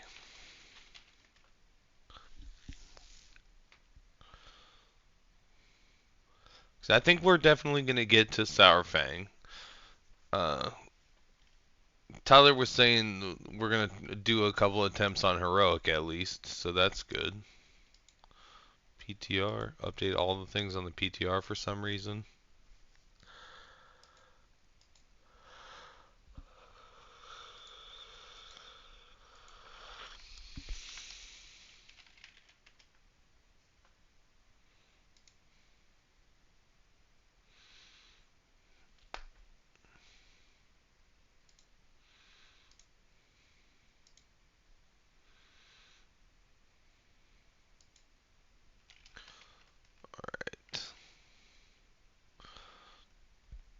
Well, that downloads. I'm gonna run to the bathroom real quick.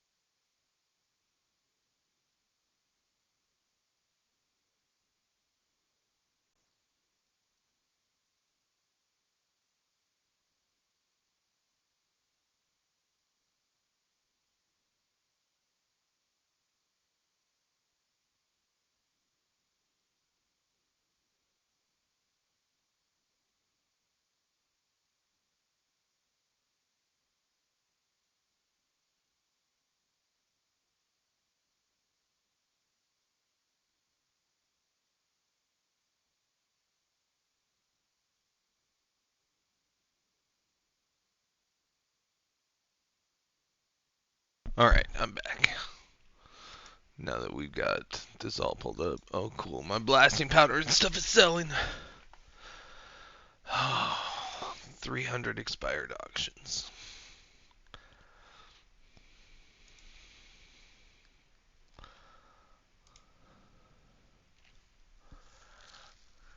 Okay.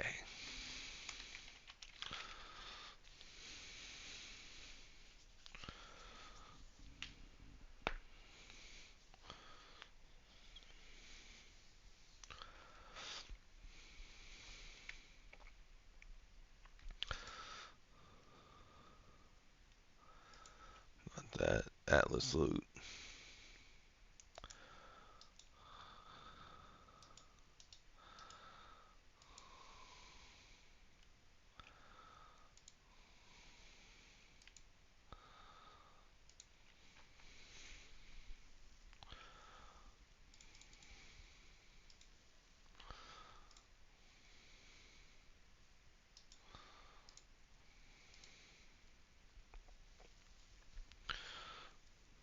We already have the epic gems. That would have been the only new thing. There's no like ultra instinct gems. I don't think there's any new enchants either.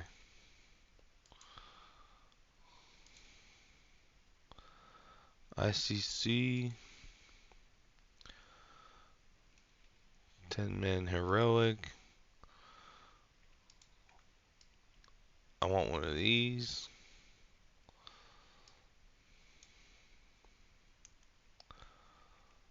Damn, that's pretty sick.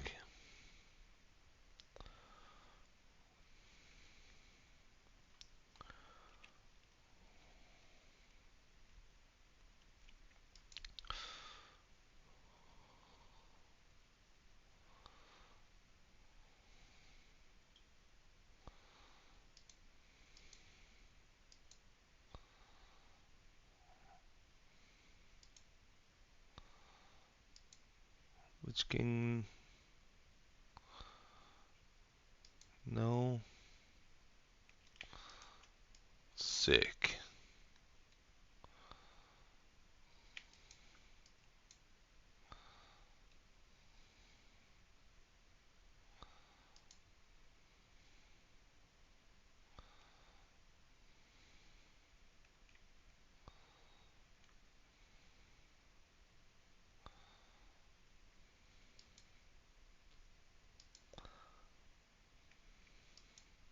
Tanking sword.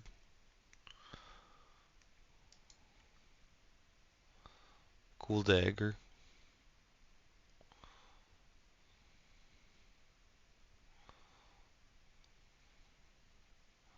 270 stamina trinket. That's pretty sick.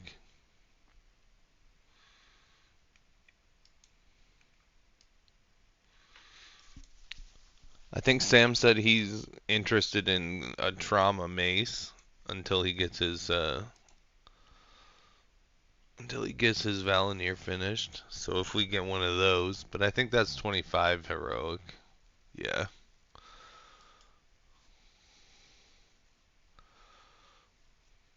That would be so sick on a Holy Paladin. All the fingers of your Glyph of Holy Light healing.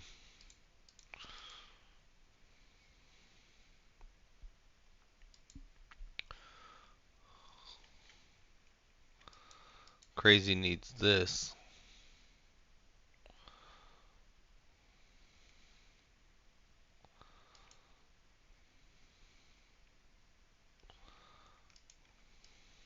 Is this a caster shield? No. Looks sick though.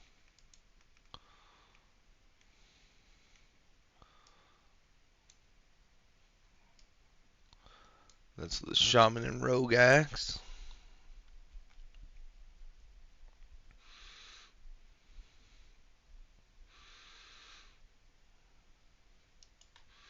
Murden Spyglass probably has some right utility.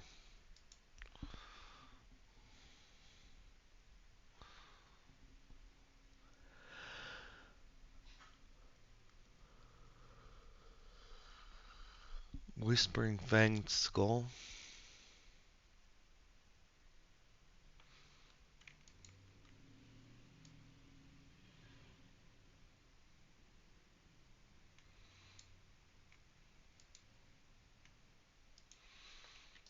Alright.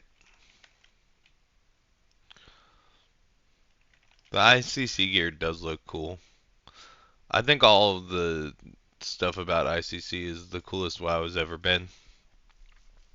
Like, there's a staff that when you deal damage, it has a chance to summon a Valkyr for 30 seconds, and you can have multiple of them at the same time.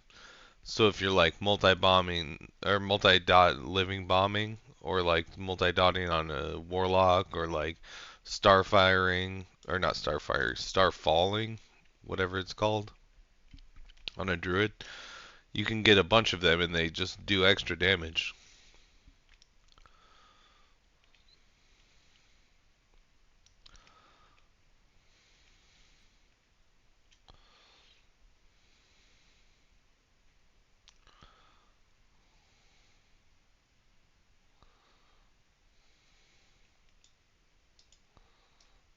forgot to grab it out of this.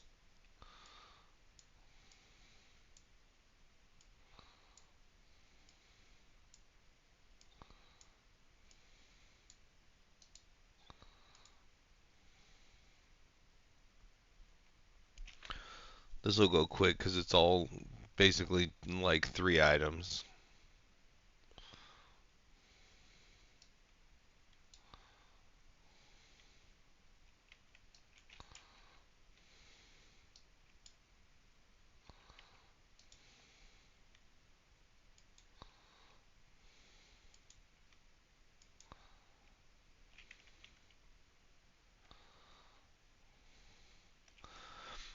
Most people should have their That's My Bits done.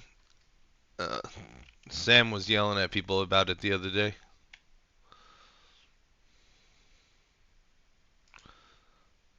Are you admitting you don't have yours done? Is that what you're saying?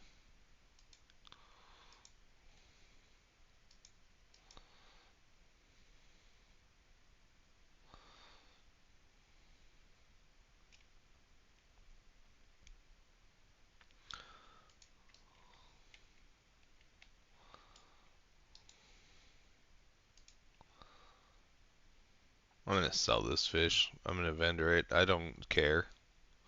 It sells too slow. It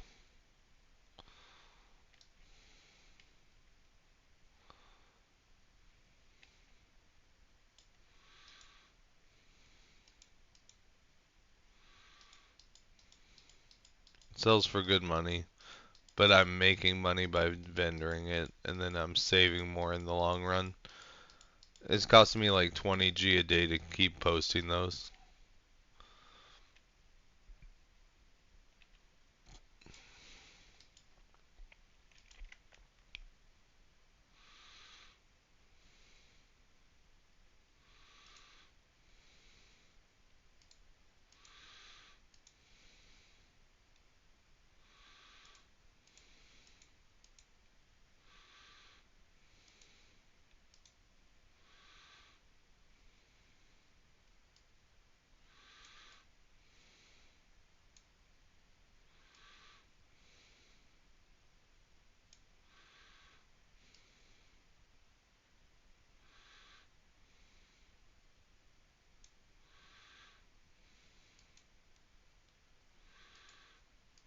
I forgot to put that on this screen. It's art my girlfriend made for me. Yeah, you and Kaju are good, good, good, good. I want Kaju to get a nibble on. I was leveling my mage, but Tyler asked me to play Paladin. He's like, "Are you cool with just playing Paladin?" And I was like, "Yeah, whatever. It doesn't matter."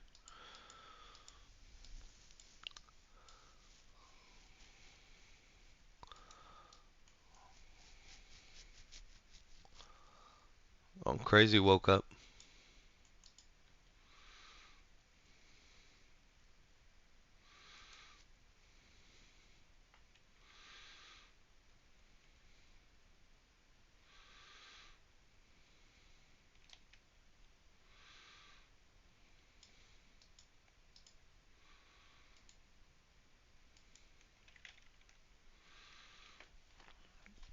Did you guys uh, take like pure bis, or did you taper down your expectations and you're like, I'll take the 10-man version instead of the 25-man or anything like that? I didn't put pure bis on mine.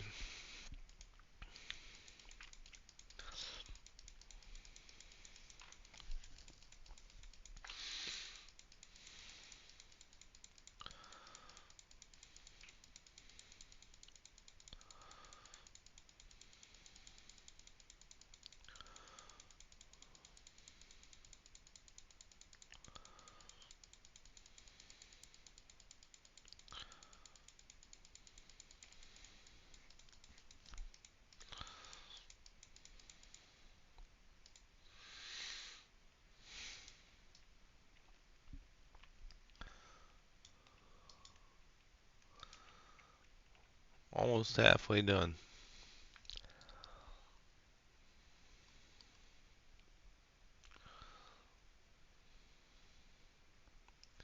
Yeah, I'm still live. I'm probably going to be live for a while.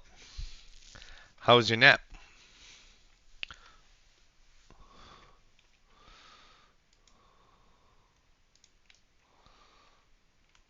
I did a couple dungeons. I'm at 16 Scourgestones.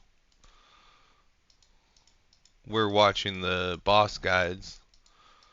I'm providing commentary about if I think we're good or not based on the mechanics. Like, correct me if I'm wrong, we've got 2 warlocks, 2 mages, a hunter, and a boomkin coming to 25-man, right? Right, crazy? So, Talmoon said she's got, like, probably 4 to 6 weeks left. She played too many different characters, man.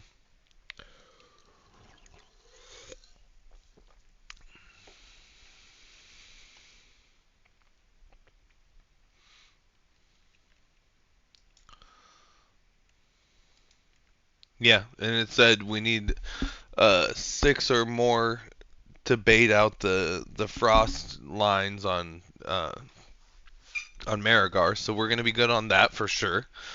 Um, Death Whisper, like, we're just gonna have to struggle with seeing the ghosts. That'll probably take us a couple of wipes. Did that count as a resubscribe, by the way, or did we hit the sub goal? I gotta check.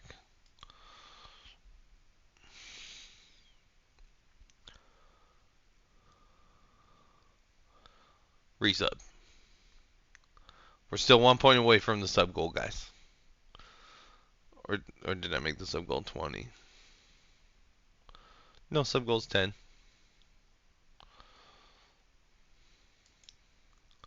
So if you know somebody else who's got a prime, bother them. Damn, I had a lot of bone scale. I was fucking throwing money away putting this up there. These are selling for a gold a piece.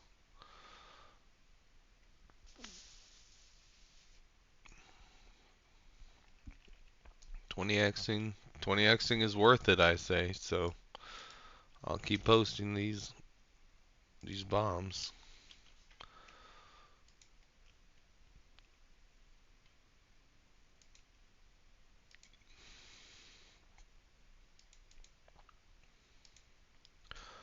See, like, look at that. One bag of bombs is 10G.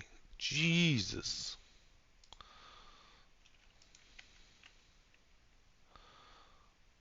Alright, where'd my chat go? There we go.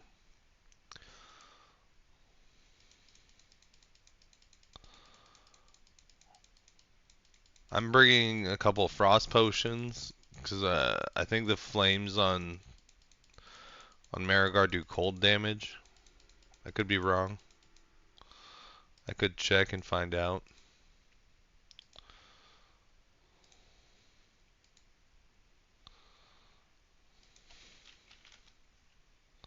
Oh, rune cloth tunic, 25G.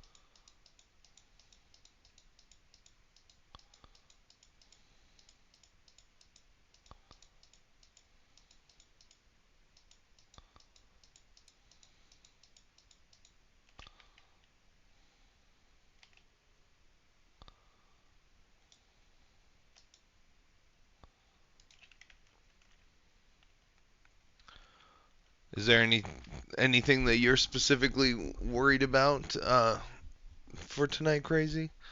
Any mechanics you think we need to visit extra closely?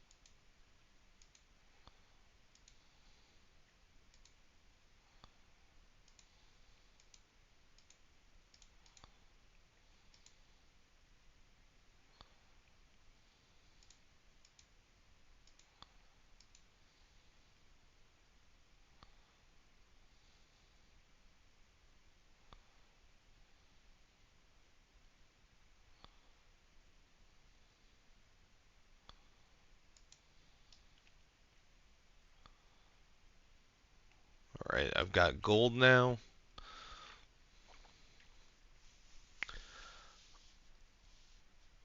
How much do you think we're going to struggle with Death Whisper? Death Whisper took my guild, I think a couple of weeks to get down in Wrath Original. Like we were stuck there for a bit. But I think that was my Paladin's guild, and we were all terrible. We were like setting a 3,000 DPS threshold.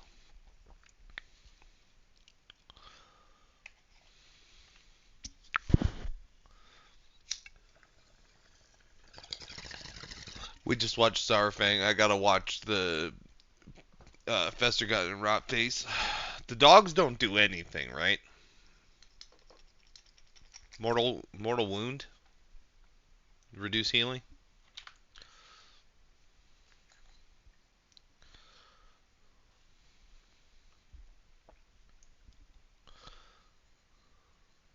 Oh, I made the sub goal on the ticker is 20.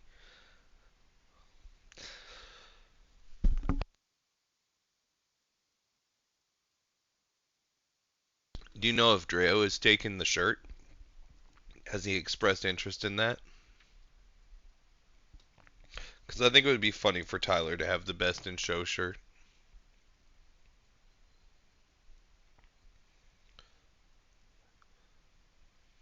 Have him switch to his mage or something just for that fight. Okay, Dreo wants it.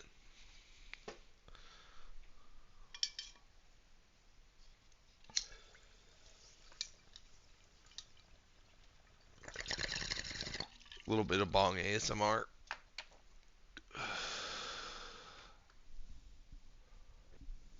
Do you know what shirt we're talking about, Alex?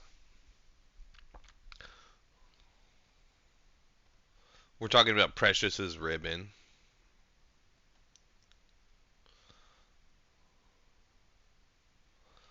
It's like a 1% drop rate. It's about as rare as Invincible.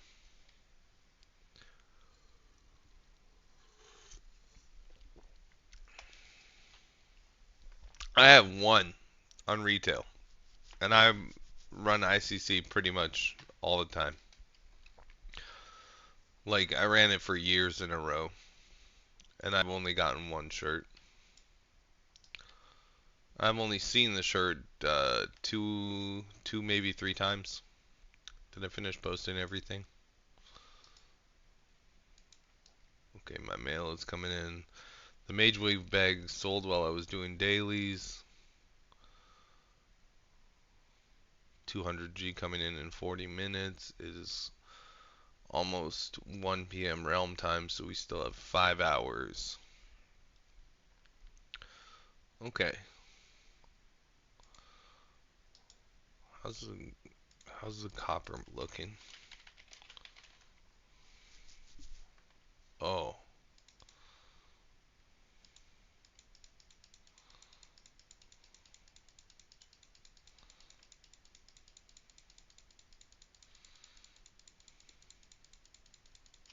I'm not gonna have gold anymore.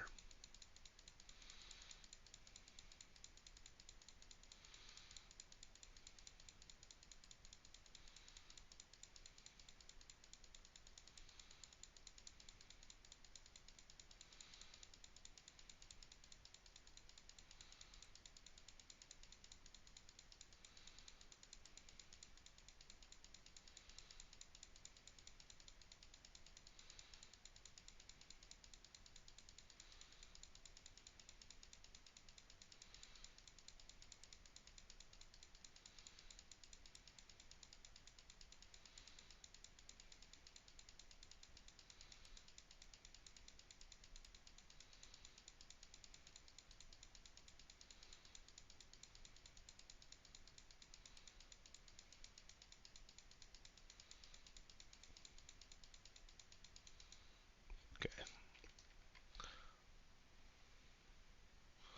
Not gonna mail over my money. It's on Kanye Pepper. Let's check market price on our way.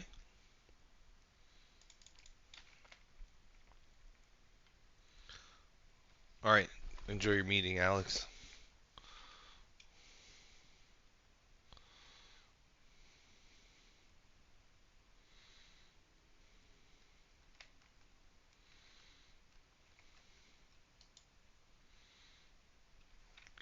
nothing here.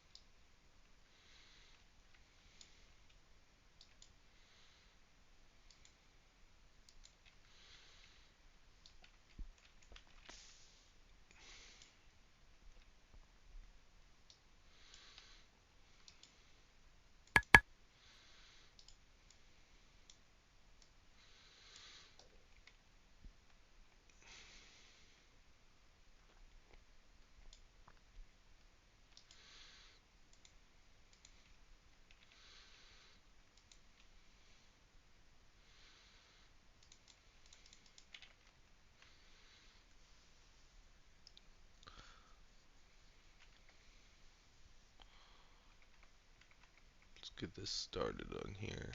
Let's check the stars while we're doing this. Granja, Tithe Farm,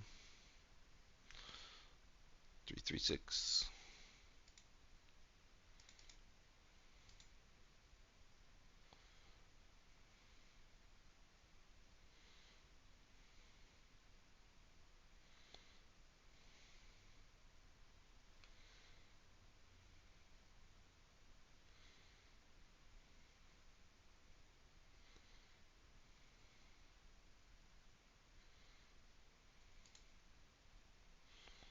Three, three, six.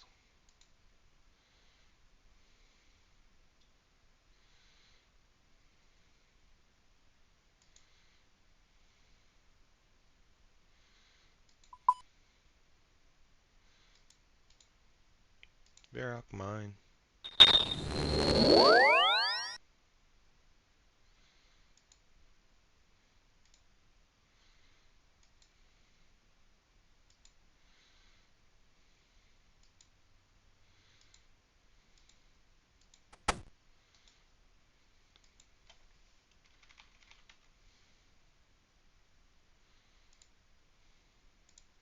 My ring's charged.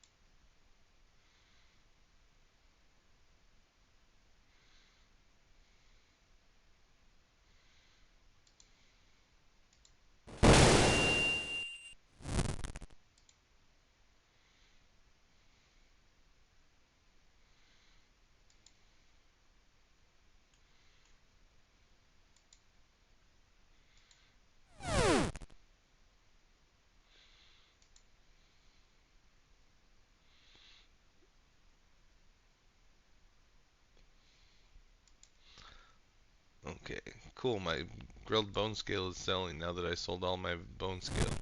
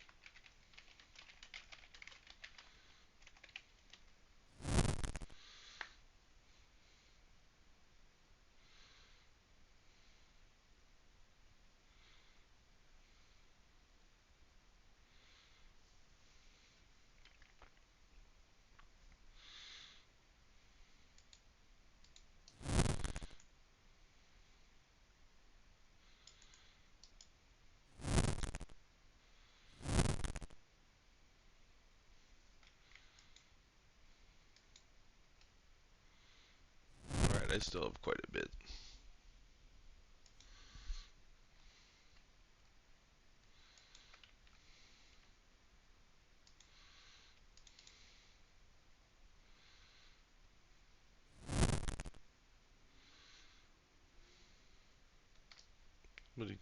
Somebody killing.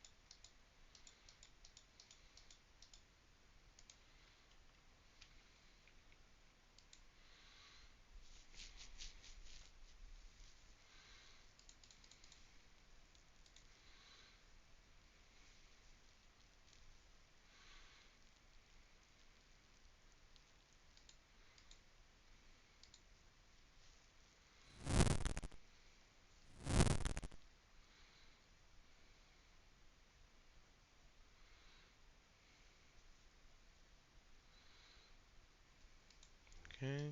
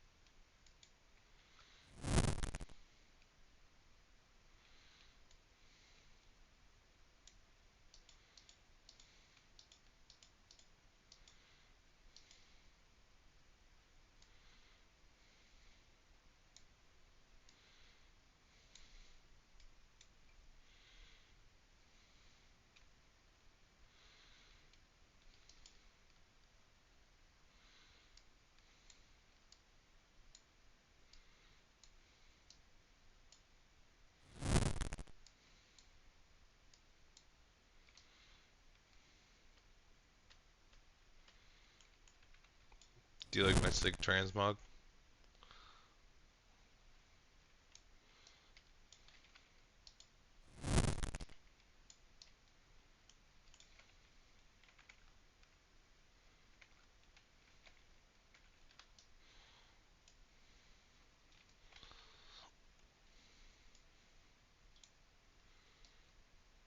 Walk on over to smelt.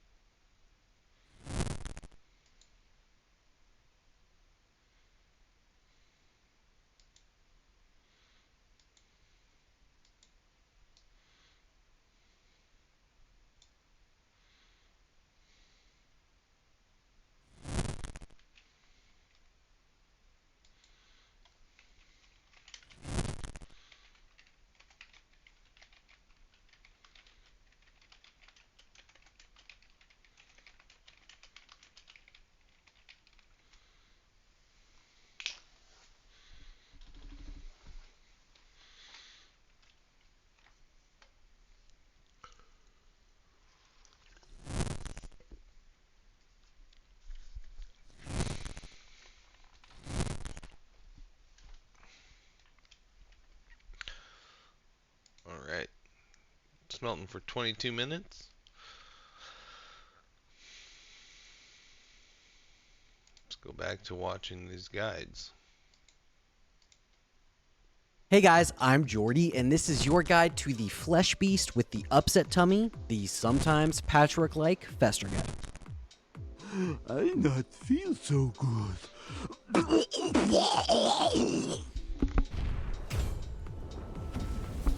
Speaking of a festering gut, dude, I gotta eat that sauerkraut. A lot of people I'm consider hungry for Festergut it a today. DPS race gear check because of his 5-minute Probably rage do that timer tonight and heavy after healing raid. required. I don't want to eat it before I'm going to tell raid, you, 'cause it's not I might really. get an upset With modern stomach. strategies and proper planning, you should be able to get this guy week 1 with a little work and some know-how. As far as raid composition goes, you're looking at 2 tanks and 5 healers. This is a very healing intensive fight, so moving up to 6 healing if you seem to be struggling is an option, but shouldn't be necessary. Alright, so Festergut has a few abilities, but let's talk about the main mechanic, Gaseous Blight. About 5 seconds into the pull, orange gas will fill the entire room and start ticking on your raid for significant shadow damage. This starts off ticking for about 6,500 damage unmitigated every 2 seconds to everyone in the raid. Now about 30 seconds later, Festergut will lean over and begin to inhale some of the gas in the room, reducing the damage the gas does while increasing his melee damage and attack speed by 30%. This continues for another 30 seconds or so when he'll do it again, reducing the amount of gas in the room and the damage it does and gaining another stack of inhaled blight, then one last time up to 3 stacks where he's swallowed the gas completely. At this point, he's hitting the tank extremely hard and fast, but the raid is taking Okay, so no we're gonna damage, call for a so all divine focus sack. can be on the tank. 30 seconds after he gets that 3rd stack, Maybe a he'll small fart out sack. the gas he swallowed, doing a raid-wiping amount of damage to the entire raid. More on how to avoid that later, and refilling the room with gas, resetting the fight to its initial state. This is the cadence of the fight. Starting with lots of raid damage, and over time as he swallows the gas, increasing tank damage until the damage has completely swapped, and then in a massive explosion, resetting the damage to where we began. Alright, other than that, there's a few other things you've got to manage. First, Vile Gas. Every 20 to 40 seconds, he'll target 3 non-melee targets in the raid and hit them with this, doing between 6,000 and 7,000 damage every 2 seconds, but more importantly, causing them to lose control of their character and throw up for the duration. This also splashes to anyone standing too close, so spreading out is critical for this. Okay, so probably Next, a range Malleable 8. Goo. Putricide watches from the balcony above and tries to help Festergut out every so often by throwing green goo at the raid. This is telegraphed This by a goo green is circle a on the bouncing ground. thing, I Just bet, move out of it right? when you see it and you won't get hit. Melee, this can target you, so similar to how we did Algalon, you all want to stack on one foot of the boss, and once Malleable Goo targets the ground, you all move to the other foot, and so on for the duration of the fight. Okay, now remember how I mentioned that Festergut has swallowed all the gas in the room? He'll eventually get such an upset stomach that he'll fart splosion all over the raid for a raid-wiping amount of damage? Well, fortunately, you've got a way to avoid this. Every 40 seconds or so, he'll place a debuff called Gas Spores on 3 people, where you'll be able to see 3 big orange spores above them. After 12 seconds, this spore explodes on the player and anyone nearby with a target limit, doing about 4,000 damage per second to anyone hit for 6 seconds, but also applying a debuff called Inoculation that reduces your shadow damage taken by 25%. So, you can see where this is going. The raid needs to stack under the people with spores fast enough that when the spores pop, it applies this inoculation debuff that reduces damage taken by up to 75%, so that when he does decide to explode and deal about 80k shadow damage on the entire raid, you have enough stacks of this to not all get one shot immediately. We'll go over in the walkthrough the best way to do this, but just know it's critical that no one in the raid misses a single application of this debuff. It's a graceful dance of stacking, spreading, and restacking as the room empties of gas until the explosion, and then we reset. And finally, there's a tank swap mechanic that you need to be mindful of in the stacking gastric bloat debuff. Every 10 seconds or so, he'll apply gastric bloat, doing damage but also increasing damage of the target by 10%, stacking up to 10 times. If the target gets that 10th stack, they'll explode and more than likely wipe the raid. Now, a Paladin can bubble this debuff off, giving you extra time to pump, so just watch your debuffs and taunt when the other tank gets to 9. Okay, that's really it for the mechanics on Festergut. Let's get into the walkthrough and talk about how it works in practice. There's the bouncing On green pull, we slime. run in and lust. You can actually pre-spread around the room by hugging the wall, so do your best to place the raid in a semicircle around the boss to avoid chaining vile gas to more than the people that are targeted. Raid damage a few seconds into the pull is very high once the gas fills the room, so pump hard and keep the raid up. Alright, 20 seconds into the pull, the first 3 gas spores will be applied to the raid. Your goal here is to have 2 distinct range stacks and a 3rd melee stack. You need to assign 2 people as the stack point for the ranged. We like using Holy Paladins as they need to stand still to cast most of their spells, so having them planted the whole fight helps. The spore people need to quickly identify where they should move. If one is in melee and 2 are in ranged, that's simple. The melee person stacks on the tank with the rest of the melee while the ranged people move to each stack point and plant their feet. Once the spores expire, the raid needs to respread immediately to avoid the vile gas spreading. Now, if 2 people in melee get the spore, they need to very quickly communicate who's going to run out to the range stacks so that the spore gets dropped off there. I highly encourage you to work to keep comms clear on this and let those people talk it out. Okay. I'm sure weak auras will help solve this problem eventually, but until that time, think on your feet and manage those spores. Communicate and work on getting 3 stacks of inoculation up on every member of the raid. If someone does miss a debuff, you can have them try to use a cooldown to survive, but not everybody will be able to. Stack tight under these, the range is pretty small. So, the 3 spores pop, the entire raid moves back to their normal positions, and the fight continues. As Festergut inhales the gas, the damage he does to the tank increases. At 2 stacks, your tanks need to start using cooldowns to avoid getting quickly beat down, and at 3 stacks, they need to have something rolling the entire time. He's the single hardest hitting mob in all of ICC at this point, and needs huge cooldowns to survive.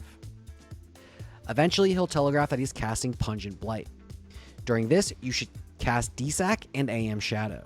It's still a lot of damage even with the inoculations, so work to reduce it. Once it does go out, Divine Hymn helps a bunch to top the raid back up, and the fight resets. Raid damage is now high again, tank damage low, so plan accordingly and keep the raid up. The fight continues this way, stacking for spores, spreading for vile gas, tank swapping when necessary to avoid 10 stacks of the gastric bloat, and after 5 minutes he enrages, so pump hard and down he goes. Congratulations. Alright, let's talk about some tank tips. It's super critical you and the healers have a plan for the damage that Festergut's going to ramp into. Hand of Sack, Salve, D-Sack, Shield Wall, Pain Sups, whatever you can lined up to prevent getting ripped apart by him, especially during that 3-stack. Crazy, who's our second tank for 10-man? Also remember, if you're a pally tank, you can taunt bubble off that gastric bloat. This extends your time that you can tank considerably and kind of trivializes that mechanic, so consider it if you can. For some healer tips, you're going to want to plan out your cooldowns with the tank to help keep him up, but you also need to plan raid damage mitigation cooldowns when the gas is highest in the room.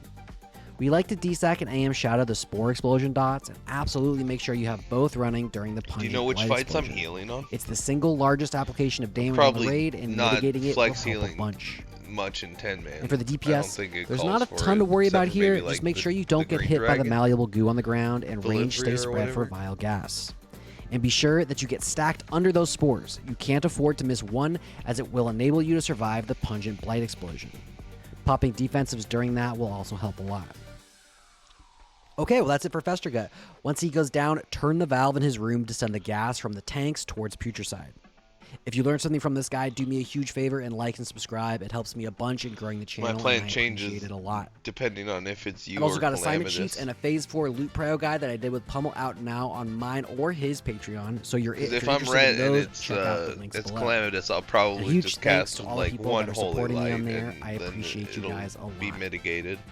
All right, that's it for me. But like See you in the if next it's one. you, I gotta do like a small sack or something. Hitdex is really low in mana. Yeah, bro, hit. One stack. I cannot stop yawning. Oh.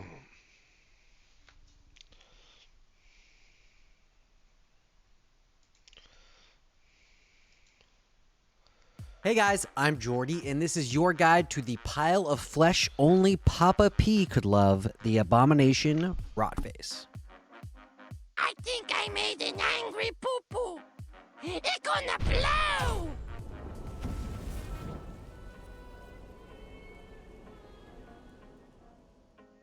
Now, Rotface is a single phase fight where you'll be managing a room filling up with green ooze on the ground, as well as a stacking slime mechanic that requires your off tank to hoover up the little ones in the room to create 1 giga slime that will eventually explode under its own weight. As far as raid composition goes, you're looking at 2 tanks and 5 healers. This one could very easily be healed with less, but for your first few weeks, 5 is a great place to start, so let's play it safe and go with that. Alright, so Rotface is all about controlling these little slimes on the ground. Let's discuss how they work.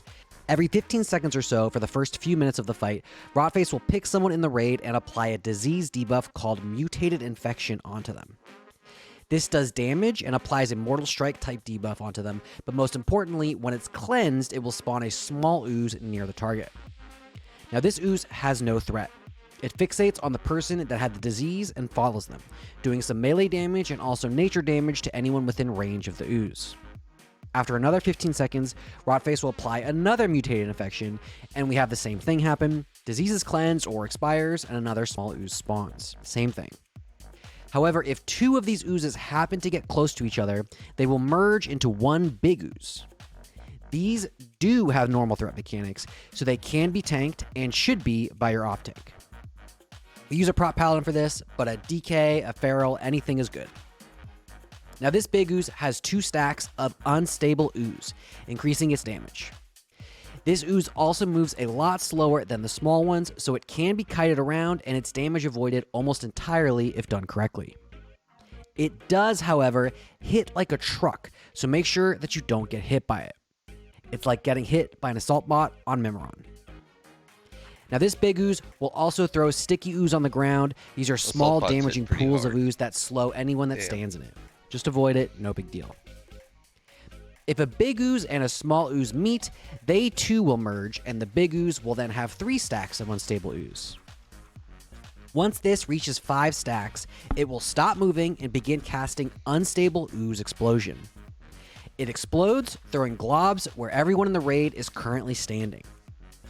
So as the ooze sails through the air, everyone should move from where they were to an empty part of the room, because the ooze will land where they just were and deal a large amount of damage. I don't think this is going to be as hard as it seems. Okay, that's the main mechanic for the fight. Let's talk about some other small stuff. Every 20 seconds, a quarter section of the room that Rotface is in will become flooded with green slime on the ground. This is telegraphed by the tanks beginning to rupture on the walls and spreading green. I had no idea there was area. telegraphing for this. Just move left or right of the green, or even into melee range, and you'll avoid all the damage. This also applies a stacking, slowing debuff every second that you're standing in it, so try to avoid that, as movement on this fight is important, and being slowed definitely hinders that. I'll make sure to bring that up to him. Additionally, Rotface himself turns and sprays slime in a cone in a random direction around him every 20 seconds. This is super easy to dodge, just move left or right of him as he's casting and avoid it. Finally, Putricide lends a helping hand and will cast Vile Gas at 3 players every so often. This is identical to the one cast in the Festergut encounter. You take damage and lose control of your character for 6 seconds, so make sure ranged stays spread out to avoid chaining it. And that's really it as far as Rotface's abilities. Let's see how it all comes together in the walkthrough. Alright, on pull, we run in and lust. Like Festergut, you can pre-spread the raid, so do your best to inch around the edge of the room in designated quadrants for maximum spread. Okay, 15 seconds in, your first mutated infection goes out. This person should move away from anyone else and then be cleansed. If this is the ooze is going to be stuck to them, so make sure that they have heals and try to keep it away from the rest of the raid because of its damaging aura. For as long as possible. 15 seconds later, the second one will go out, we cleanse it, and have those 2 people meet up, fusing them, and once the big ooze spawns, the tank taunts and begins to kite. From here on out, every time a disease goes out, that person needs to look around for where the off tank is and move towards them, and get their ooze fused up with the big one as fast as possible, avoiding standing near it too long as it has a damaging aura as well. Okay, so your off tank handles that while the rest of the raid moves around, avoiding the slime flood, the cone of damage from Rotface, and stays spread to avoid chaining the Vile Gas to hit too many people. When the off tank sees that the big ooze is going to explode, he tells the whole raid to plant their feet. As it explodes, and only then does he say move. The whole raid must then move away from where they were standing, as the explosion will land on where each raid member was standing at the time of the explosion. So move away from that spot and keep pumping. People don't always execute this perfectly, so a DSAC here is a great idea. Okay. About 2 minutes into the fight, he'll start throwing out mutated infections at an increased rate. This is just something you're going to have to deal with. Keep kiting, managing the explosions, and avoiding all that area of effect damage. If you've juggled the oozes long enough, you should quickly be looking at a kill. Congratulations. Alright, let's talk about some tank tips. Your rot-faced tank really has nothing to do but stand in the center of the room and tank, but your ooze tank is going to have a lot going on. Make sure that that person has a good microphone and does their best to call where they are. They're kind of the quarterback for this fight, so give them the room that they need to do what they do. I'm pretty confident we're going to get about remember, this far at least. Don't get hit by those big might be a oozes. problem. They hurt. Got a lot so do whatever you have to where he avoid just them while kiting pounds safely. you in the ass.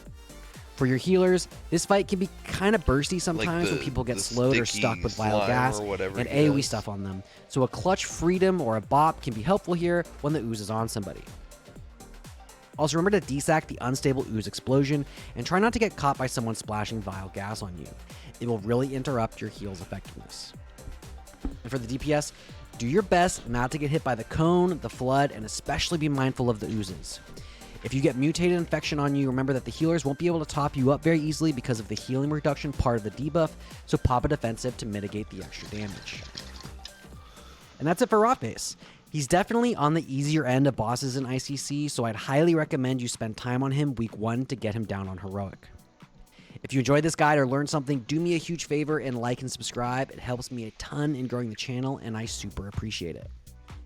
And if you're looking for assignment sheets or a loot prio guide for Phase 4, check out my Patreon. I've got early access to them on there. It's really helpful to prep your guild for ICC. And speaking of Patreon, huge shout out to these chads for the support. Thank you guys, it means a lot. Okay, well that's it for me. See you in the next one.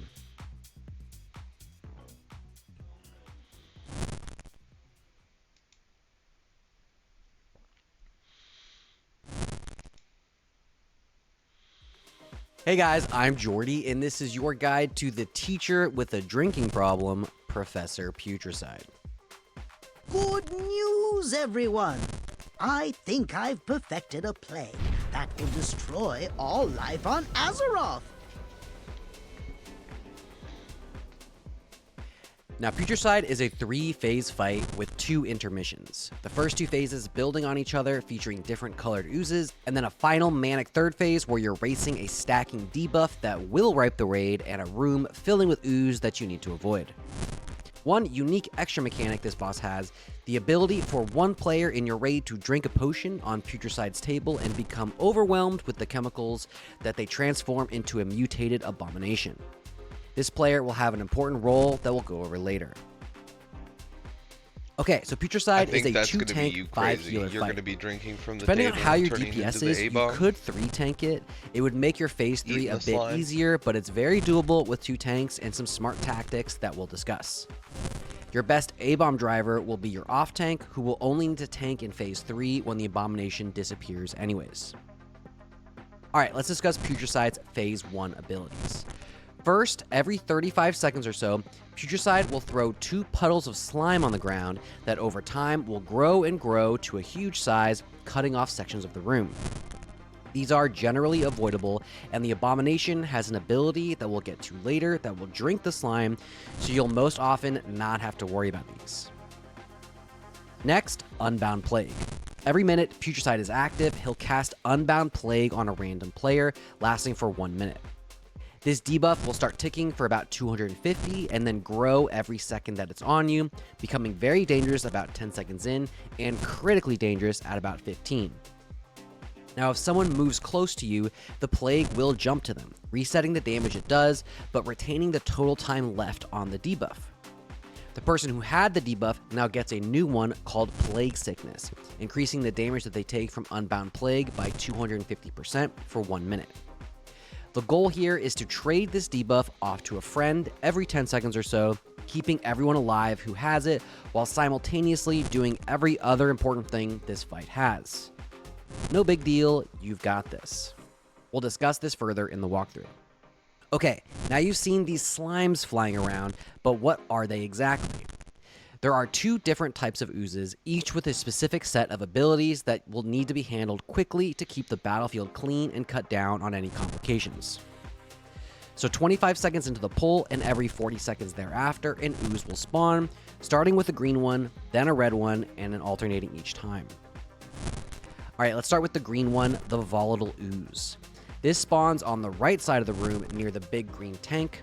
Once it spawns, it will select a target during a 3-second cast, and then a green beam will connect the player and the ooze, rooting the player in place with volatile ooze adhesive, dealing a bit of damage, and as the tooltip says, once it reaches the rooted player, it will throw a huge AoE around it, knocking anyone back and splitting the damage between those hit.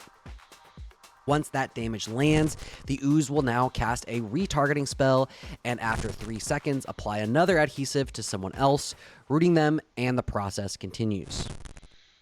The goal here as a player is to blow this ooze up as fast as possible, limiting the amount of times that the explosion damage goes out, and when it makes sense, split the damage between as many players as you can. Additionally, you're looking to try to have everyone knocked in the same direction so that it's easier for people to retarget the ooze once they go flying and keeping DPS high. One thing to note, mages can blink to move some here, hunters can feign the ooze off to get it to retarget, and warlocks can summoning circle to increase the time that your raid has to DPS it before it reaches its target. That's the green one. Let's talk about the orange one, or the red one, whatever. The orange ooze is called Gas Cloud, and it works pretty differently from the volatile ooze. After it spawns, it will cast a targeting spell for 3 seconds and then apply gaseous bloat on someone and begin chasing them. This does damage over time, and if the gas cloud reaches them, will do an often raid-wiping amount of damage. If you're targeted by this, you need to run away from it and ideally boot away once it gets close to you to prevent it from ever touching you. It's easier to handle than the green one, but it is still super dangerous. Now, this ooze and the green one can both be slowed by the A-bomb driver, and it's critical that that happens to give those debuffed by these extra time to kill them. Alright, it's about that time that we need to go into how the mutated abomination works. Upon drinking the potion on Putricide's table, you'll have a few seconds before turning into this monstrous construct. Now, this is a disease, so it's important not to be accidentally cleansed of it. Healers just blacklist the debuff from your frame so you don't see it. Okay, so the abomination has a bunch of HP and an energy bar. Each of its moves cost energy, and to get energy, you need to drink from the slime puddles on the ground. Cost abomination blacklists the debuff from these, so it's turning into this monstrous construct. Now, this is a disease, so it's important not to be accidentally cleansed of it. Monstrous Healers construct just blacklist the debuff from your frame so you don't see it. fucking cleanse it for sure. Okay, so the abomination has a bunch of HP and an energy bar. Each of its moves cost energy, and to get energy, you need to drink from the slime puddles on the ground. The puddles grow over time, so you can actually choose not to drink them right away if you find yourself low on energy and want to top up. We choose to leave one puddle up the entire fight by dropping it on the wall over here at the start, and then if the A-bomb needs energy, they can always go over to it and use it. Okay, so the abomination has 3 abilities. On the one key, as I mentioned, Eat Ooze. When you're standing over an ooze puddle, you'll bend over and start shoving all that ooze into your mouth, removing ooze from the floor and gaining energy for each tick that you do. Second, Regurgitated Ooze. This costs 45 energy and can be used from 50 yards. You target the volatile ooze or the gas clouds that Putricide spawns and use this, slowing them down by 50% and giving your raid much more time to DPS them before they reach their intended targets. Finally, Mutated Slash. This does 100% weapon damage, but also applies a Sunder-like debuff onto Putricide. This is nice, but it doesn't stack with Sunder Armor or Expose, so getting the debuff up is not super important. It is nice damage though. So your goals here are threefold. Most critically, keep the room clear of slime puddles. They must be prioritized because you don't want to fall behind and not be able to clean up the puddles that he spawns before the next set goes out. If you do get behind, work on the small ones first to eliminate them, then go work on the big ones. Next, slowing the oozes that spawn. The A-bomb needs to help the raid out and get these things debuffed so that they have more time to blast them. Finally, do damn to Putricide. If you've done both of these first two things adequately, you can spend some time on Putricide. The A-bomb does a lot of damage. I've seen some logs where it doubles the number 1 DPS in the raid, so do what you can in DPSing the boss and contribute as you will. But again, this thing's DPS is not required for you to kill the boss, just focus on those first two things first. There are a lot of ways to min-max it. I don't want to get too in the weeds here with this. If you want to discuss further, come hang out in my Discord. We'll get a thread going. Alright, let's see how phase 1 is handled in practice. On pull, you'll grab the boss. Now we like to pull him against this wall with the raid here, baiting those first slime puddles here so that it minimizes the impact it has on the room at large while letting the puddle grow big so the A-bomb has an infinite supply of energy when they want it. After that, we move out some, spreading out and waiting for the first green ooze to spawn. Now the first unbound plague That's a good idea. If it's on someone in melee, Baiting try to it run into it out the to side the of the ranged, room. but it might be difficult. It could machine gun around everybody and apply the plague sickness. Now don't panic, just do your best to get it out to the ranged, ideally a healer, and then run back in. Once it is in ranged, the other healers and casters should recognize where it's at and communicate with each other who is going to take the next 10 seconds or so of the debuff. Another way to handle this is to soulstone the person that gets the debuff, let them die, and the debuff should disappear. We like to avoid people dying when possible, but if you're really struggling with this mechanic, that is one way to go. Okay, so 25 seconds in, the first green ooze should spawn. It does take a while to activate, so your whole raid should swap to it and blow it up. The A-bomb driver might struggle having enough energy to slow this first one, do your best, but the whole raid can focus on it quite easily, so get it down fast. We try to get people to do their best to be on the table side of the ooze, so that when it does explode, everyone is knocked in the same direction, making it easier for DPS to resume and the entire raid isn't spread out all over the place. For the explosion, pets split the damage as well as snakes from a snake trap, so give it a go. Help mitigate some of that damage. Alright, the ooze is dead, we return DPS to Putricide. If your DPS is good, you can phase him at 80% before the orange ooze spawns, but if it's not, which is fine, you need to stop DPS at around 82% so that that gas cloud can spawn and give you time to deal with it. It's absolutely critical that you don't hit 80% with an ooze spawning. You need a clear battlefield or you will struggle with this transition. Okay, you've handled the orange ooze, or not, and you hit 80%. Putricide will run to his table and start tinkering with his potions. But while he's doing that, you'll be surprised to learn he spawns both colored oozes simultaneously. Complicating this is a debuff that is applied to everybody in the raid. Ooze variable or gas variable. Half the raid gets one, the other half the other. This reduces the damage you do to the color opposite of the debuff you have to near zero. So the raid must split DPS between the two oozes and get them down ASAP, as both will be targeting players and rushing towards them, trying to blow them up. This can get kind of frantic, so do your best to get blasting on whatever color you were assigned to and get them down, because you don't have much time before you're overwhelmed. You have 40 seconds in this transition before Putricide reactivates, so you need to get these dead ASAP. One tip here is the debuff that reduces your damage doesn't actually apply until a tiny bit into the spawning of the oozes. So we have all of our DPS apply dots and stuff on the green ooze for a split second as it spawns, doing full damage before the debuffs hit the raid.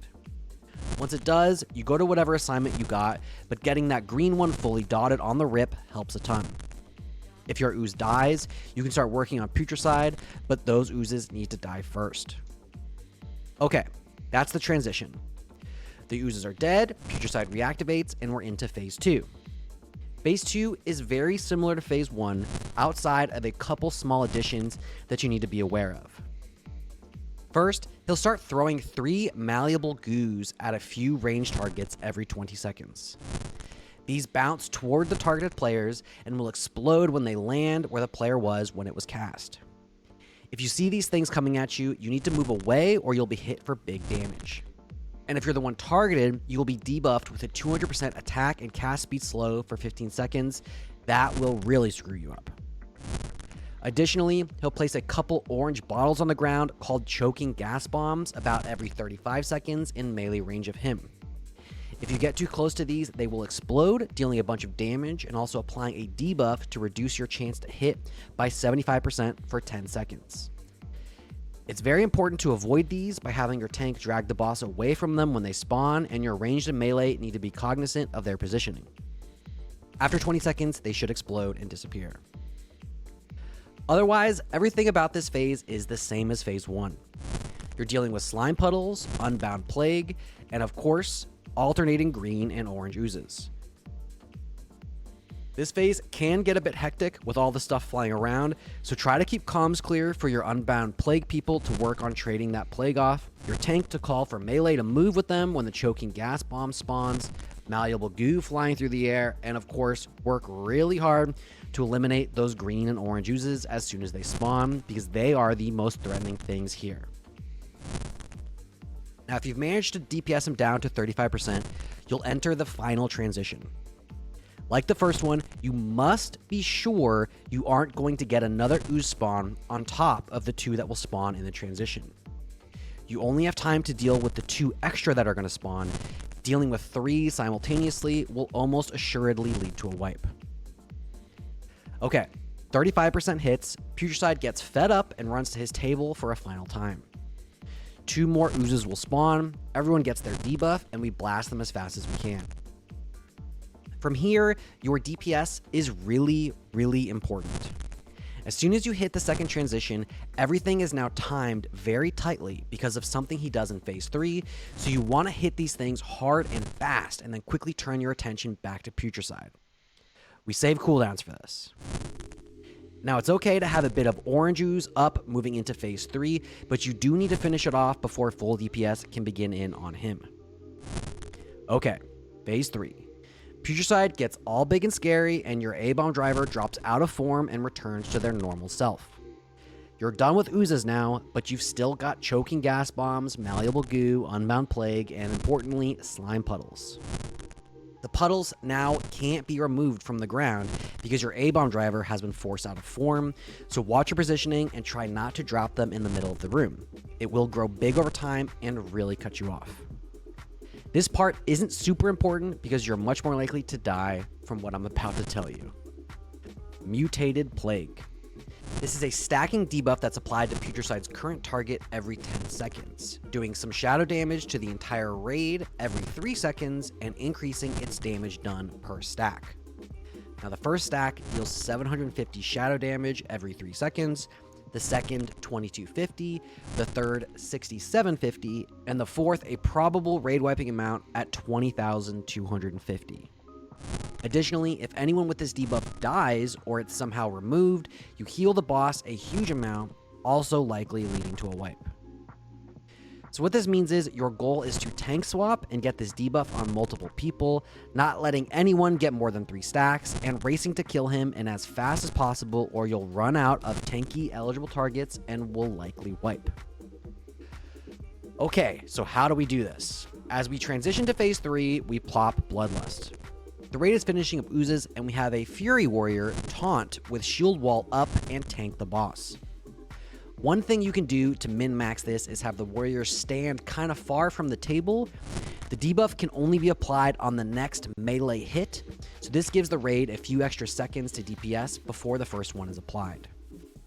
Towards the end of that shield wall, the warrior will AoE taunt and then get bopped. This ensures Putricide stays on them, applying that second stack 10 seconds after the first and keeping that warrior alive. From here, your main tank will taunt and keep it on them for a bit. You move around the room, avoiding puddles, malleable goo, bombs, and swapping the unbound plague. Your main tank will tank for 2 debuff applications, and then your off tank will go, eating 2 more debuffs and tanking. Somewhere in here, you could have a Feral Druid Barkskin and taunt, or a DK could taunt with IBF and eat 1. Anything you have to do to keep those stacks low and spread them out. Do your absolute best not to let it get to 3 stacks, but that probably won't wipe you. Anything over 3 is untenable and it's a GG. Okay, so if you've taunt swamped well enough, avoided the stuff on the ground or flying at you, spread the plague effectively, and done it all fast enough to keep the rate up through all the ticking damage, Putricide should go down. Congratulations, that's probably the second hardest fight in ICC. Okay, let's talk about some tank tips. Your priorities should be avoiding choking gas bombs, but additionally, you should try to tank him near a puddle so that the A-bomb can drink it while he DPSs the boss. This helps them a bunch so that they don't have to run back and forth. And in Phase 3, things get super crazy, so try to keep comms clear and concise.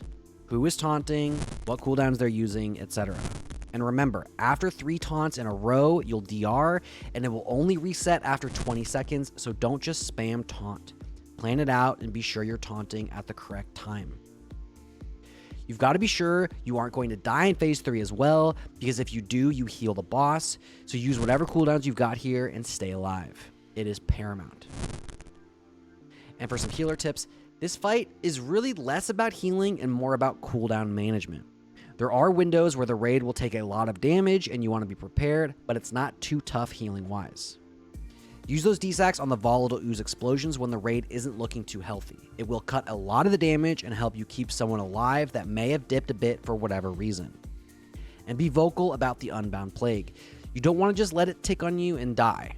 Hey, Jordy here, need someone to take the Unbound Plague from me in 10 seconds. And if you hear someone say that, look around and see if you can get there in time. If you've got 1 stack of Plague Sickness, you can still take it for a bit, but if you have 2 or more, definitely don't. You gotta let it fall off first. Additionally, in Phase 3, you want to roll D-Sacks, AM Shadows, and pop all of those throughput cooldowns right at the end. Sub 10% can get really insane, but it's possible to lose a fair amount of people and still get that kill, so long as no one with the mutated Plague debuff dies. So make sure those people specifically stay alive. If they die, the boss heals and you will definitely not be able to recover, so prioritize them if you have to. For the DPS, if you get the Plague in melee, do your best to run it out to ranged. Swapping it like crazy isn't great, so run it out and get it handled. For the volatile oozes, make sure you stack in a way that you get tossed toward the table with the ranged. It helps your healers and casters if they get targeted for the next route so that they don't have to run super far to DPS. And remember, when the transition debuff is being applied, you get a split second to do full damage to the green ooze, so get some dots up fast. That green one is super dangerous and you should kill it ASAP. Okay, well that's it for Putricide. If you've got what it takes to take him down, then you should be good to start some serious prog on Heroic Lich King. Stay tuned for that guide in the coming weeks. Oh boy, it's gonna be a real doozy. And I've got you covered on a bunch of stuff in this place that you're gonna need. There's an assignment sheet out now, as well as a loot prio guide I did with Pummel. I've been posting, and will continue to post, a bunch of small things that will make your first weeks in ICC a lot smoother on my Patreon. And the support is super appreciated, like these fine folks have done. I think we're gonna have a lot of problems with the Okay, well that's it for me. Vampirism. See you in the next one, and the final boss guide coming soon.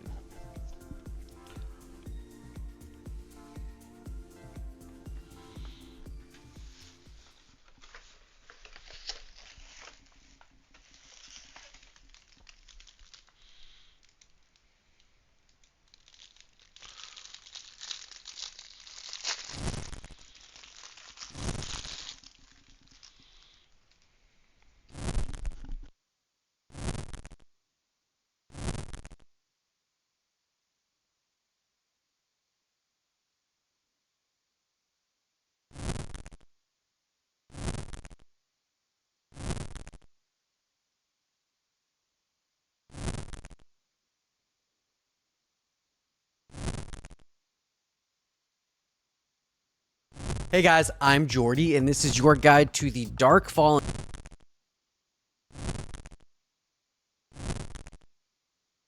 Hey guys, I'm Jordy, and this is your guide to the Dark Fallen trio with an attitude problem, the Blood Prince Council. Such wondrous power! The Dark Fallen Orb has made me invincible!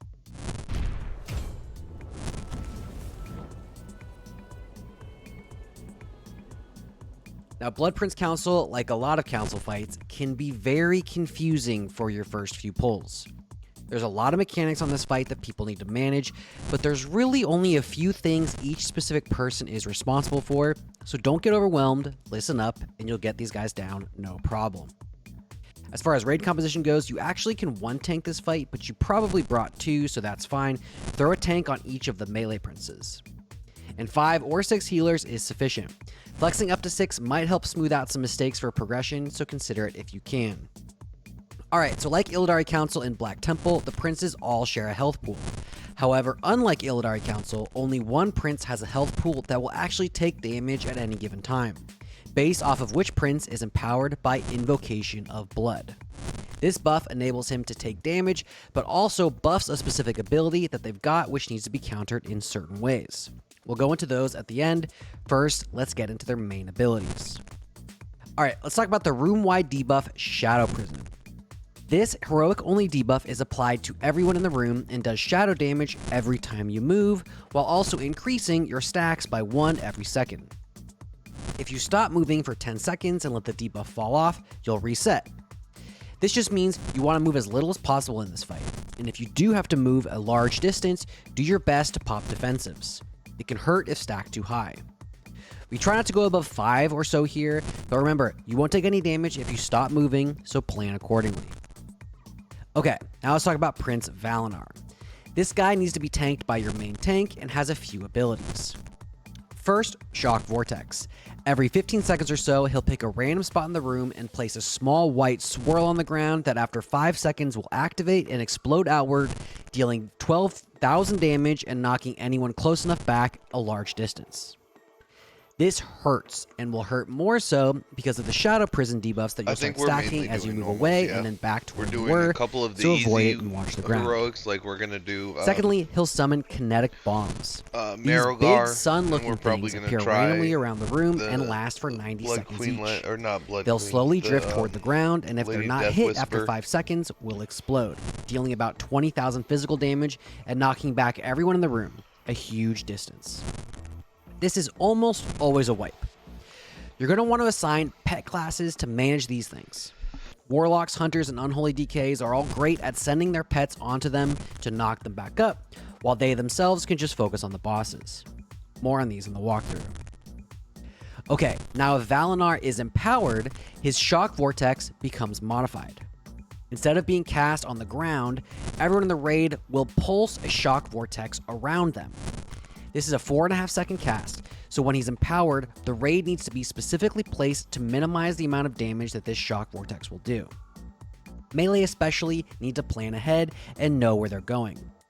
Whenever Valinar is empowered, we place the raid like so, with each of the melee knowing exactly where they're going to spread out to as the empowered Shock Vortex is being cast, and then returning to melee range once the pulse goes out. This will take some learning, but don't stress. He's also always the first one to get empowered, so you'll get plenty of experience with this mechanic. I don't think we'll clear Lich King for a month or more. Okay, that's Valinar. 45 seconds into the fight, the Invocation of Blood will switch to one of the other princes. Let's just go with Taldaram. First, Taldaram needs to be tanked just like Valinar. Lich King we use your off himself tank, has tanking an the boss ability. near Valinar. Hold on, let me pause this. Now, Prince Taldaram has one. Lich King himself has an ability where he will knock you off of the platform that you fight on, and there's nothing you can do about it because, like, you can blink. I think Hunters can do the jump back thing. Like, that wasn't a thing in Wrath. Like, nobody knew about doing that. Rogues might be able to shadow dance or whatever. No, I don't. Sarfang is probably as hard as a Nubarak, and he's before even the poison guys. I'm not saying we're gonna like have great difficulties. I'm just saying it's got very tight tolerances, and I don't think we're gonna thread the needle perfectly. I'll be happy to be proven wrong, but no, I think it's gonna take us a while.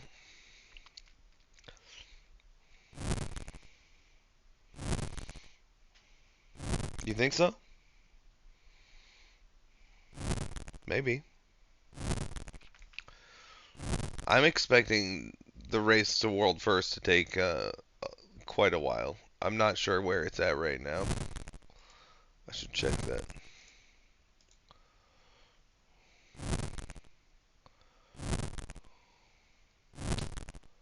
Because once the raid comes out, Tyler said we're doing some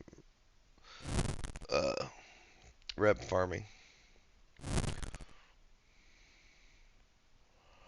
And then we do it. 6 Eastern. That's 8 o'clock. No, 654. That's now.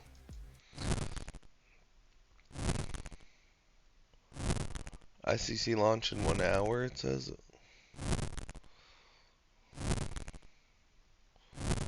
Okay.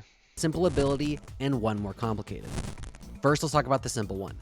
Glittering Sparks is cast toward a player in a random directional cone every so often. This isn't too bad, just dispel them as fast as you can, but don't worry too much. What does hit a wall mean? Does hit a wall mean Tyler gets frustrated? Create a ball of flame that targets a random member of your raid, flying toward them and exploding on impact, doing some fire damage. However, as the flames fly through the air, they will deal some small fire damage to everyone in the area around it, siphoning off energy and reducing the damage that the ball itself does. This is not a big deal, just heal through it. Unless Taldaron becomes empowered, because now he'll cast Empowered Flame, which creates a huge ball of fire. Now this will kill the person it hits and anyone around them, unless you siphon off a bunch of the fire in order to shrink it down to a manageable size. We specifically stack the ranged here during this and have whoever it targets run away from the boss, dragging the flame over the range stack, who will all take a tick or two of the flame and shrink it down so that that person doesn't die. We'll talk more about that later. Okay, that's Taldaron. Now on to Keleseth. Prince Keleseth is the caster mob of the group, kind of like Capernian in the Kael'thas encounter. He'll cast Shadow Lance at his current target, a resistible Shadow Bolt-like ability, every 1.5 seconds. Additionally, he'll summon Dark Nucleuses every so often. These purple clouds float around the room, dealing a little shadow damage to their current target, but also applying a debuff that reduces shadow damage taken onto their target by 35%. You're making you can it, see where Alex. this is going. The person you've got tanking Keleseth needs to get aggro on these clouds and hold them without killing them, applying a few of the 35% damage reduction debuffs onto them so that they can tank Keleseth safely, because once he's empowered, his Shadow Lance does 80k shadow damage each, which will, of course, one-shot anybody unless it's mitigated by those clouds. Now, the clouds themselves don't have a normal threat table. As far as we can tell, they'll simply attack the person that hit them last. They also won't get cleaved or pestilenced like normal mobs. Think of them like the kobolds on Gormok. Single target hits get their attention and should stick them to you unless someone's accidentally tab targets them, so make sure you don't do that. Also, hunters, make sure you don't use multi-shot, and shamans don't use chain lightning. That will hit them. They also tick down 1% per second, just like the stars on Algalon, so you're going to need to grab new ones every so often. Once again, well, that was a lot of abilities. Like babies. I get it. It's overwhelming. Let's get into the walkthrough and see how it looks in practice. Now, before we start, like I said before, here's how we spread the raid out for this first empowered Valinor phase. Everyone has a space that they're either planted on or will move to when Valinor starts casting. For your Keleseth tank, good options are a Shadow Priest, a DK, or a Warlock. Just have them start building threat onto Keleseth and then grab the Dark Nucleuses when they pop up. Healers, watch this person early. They'll be taking some serious damage until they get a couple of those clouds on them. Alright, on pull, we run in and lust, setting up in our positions. A few seconds in, your first kinetic bomb will appear. We assign various people to specific areas in the room, a hunter or two on the back left or right, warlocks close left and right, and DKs as backup in case they're needed. Try to keep comms clear so that these people can coordinate who is on what kinetic bomb. It's absolutely critical that these don't hit the ground or you will wipe. So get them handled and avoid I think that. World First normal will 20 happen seconds in, this week. your first empowered shock vortex will go out. I don't know about Everyone tonight. moves to their positions and waits for it to go out. I then won't back be to the surprised if it's tonight, but I don't. I Watch the wouldn't bet on conjured it. flames. Don't move around too much. Keep the raid up and pump. 45 seconds in, the Invocation of Blood will swap to a new prince. Let's just assume it's Keleseth for this. The raid can now break formation as the Shock Vortex will only be placed on one area of the ground, so don't worry about positioning as much.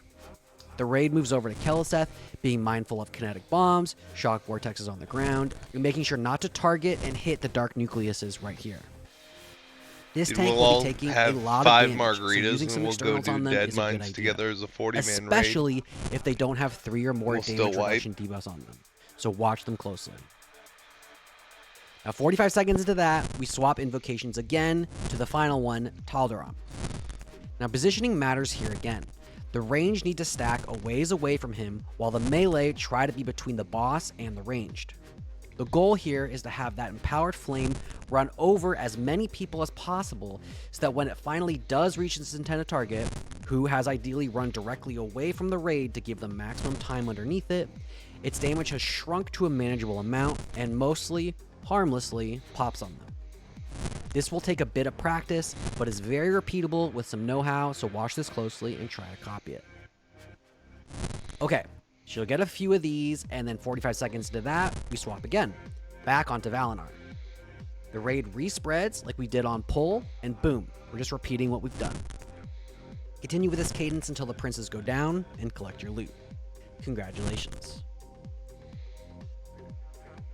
Okay, let's talk about some tank tips. While you're tanking both Valinor and Tal'Daram, it can be really difficult to see the regular Shock Vortex on the ground. Keep your eyes glued to the area around you and be sure it's not going to knock you to the other side of the room. If it does happen, shield wall and boot back into position. They're going to be nearly impossible to keep up otherwise. For the pally tanks, make sure that you don't use Hammer of the Righteous or Shield Toss on this fight if you can help it.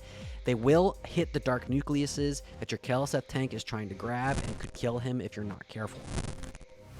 For the healers, this is kind of a weird fight because things can go from 0 to 100 really fast if people screw up a mechanic, but that shouldn't be too intense otherwise. For the Flame Orbs, pop an AM Fire before it lands to help the person soaking it, and use your D-Sacks for things like Empowered Shock Vortexes to help cover any mistakes. If you're out of position, you want to pick a spot and move there quick. Consider a cooldown to survive. Work to make sure you're in the center of the room so you're in range of everyone, and make the DPS work around you. You can't risk being out of range of your tanks. And if a kinetic bomb hits the ground, don't call a wipe, just D-Sack, Divine Hymn, do what you can to sort things out and get back on track. But good luck. For the DPS, this is one of those fights that we need to emphasize. Staying alive is way more important than your dealing damage. Do the mechanics. You'll get your parts eventually, but for prog, just focus on your responsibilities. Spread for Empowered Shock Vortex, stay correctly stacked for Flame Orbs, and anytime you have to move large distances, pop a cooldown and help your healers. You're going to be taking serious damage, so help them out. And that's it for Blood Prince Council. Like I said, the first few pulls are going to seem very overwhelming, but you'll quickly figure it out, and down they'll go. If you enjoyed this guide or learned something, do me a huge favor and hit those like and subscribe buttons. I know it's silly, but they do help me a bunch, and I super appreciate it. And if you're looking for assignment sheets or a Phase 4 loot prio guide for your guild, look no further. They'll be out on this channel soon, but if you want to see them early to get a head start, head over to my Patreon. I've linked it below. Special thanks to... Hey guys, I'm Jordy, and this is your guide to the vampiric leader of the Sand Lane, the final boss of the Bloodwing, Blood Queen Lanethel. You have made an unwise decision.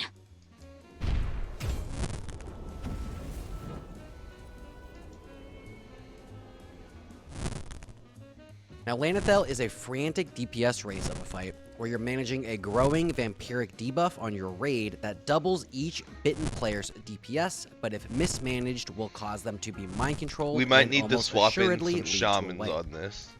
This fight is also the easiest of the Final Wing bosses in ICC, so I'd recommend you give it a go as early as possible on Heroic, because that 277 tier will really help increase your raid's power.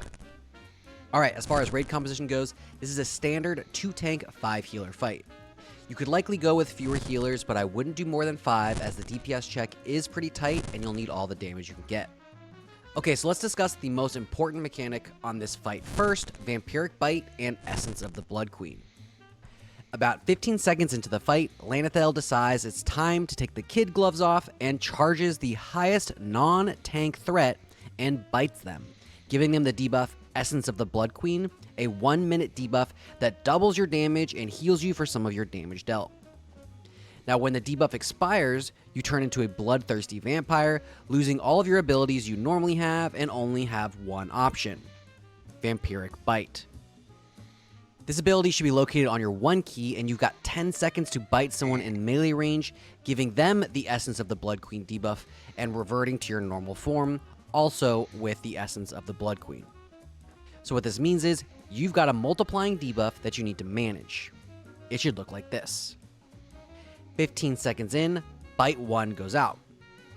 1 minute later, that person must then bite somebody. Now we've got 2 debuffs. 1 minute after that, those 2 people need to bite 2 more, leading to 4. A minute after that, those 4 bite 4, leading to 8.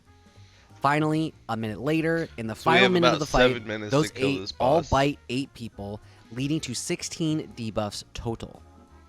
From this point, the boss should be dead, or you'll hit and enrage and wipe anyways. There are a few ways to manage this. Foji has a great weak aura that I've linked below that should show you, based off some various data like location and DPS, who your most optimal person to bite is. I've linked it below, as well as his Discord if you have any questions. You could also pre-plan what every person is doing, but this can easily go south if someone screws up, but it is possible. Generally, good targets for this are fire mages, feral druids, warriors, rogues, stuff like that. But I wouldn't worry too much about min-maxing this debuff. Everyone is a good target, except for healers and tanks. For us, we trust the weak aura and do what it tells us to do. There's one other wrinkle for this, and it only pertains to the first person bit. You want to delay your bite as long as you can. The way it lines up with one of her other abilities, Blood Bolt Whirl, means you really want to delay when people get the frenzied bloodthirst. So delay that first bite as long as you can.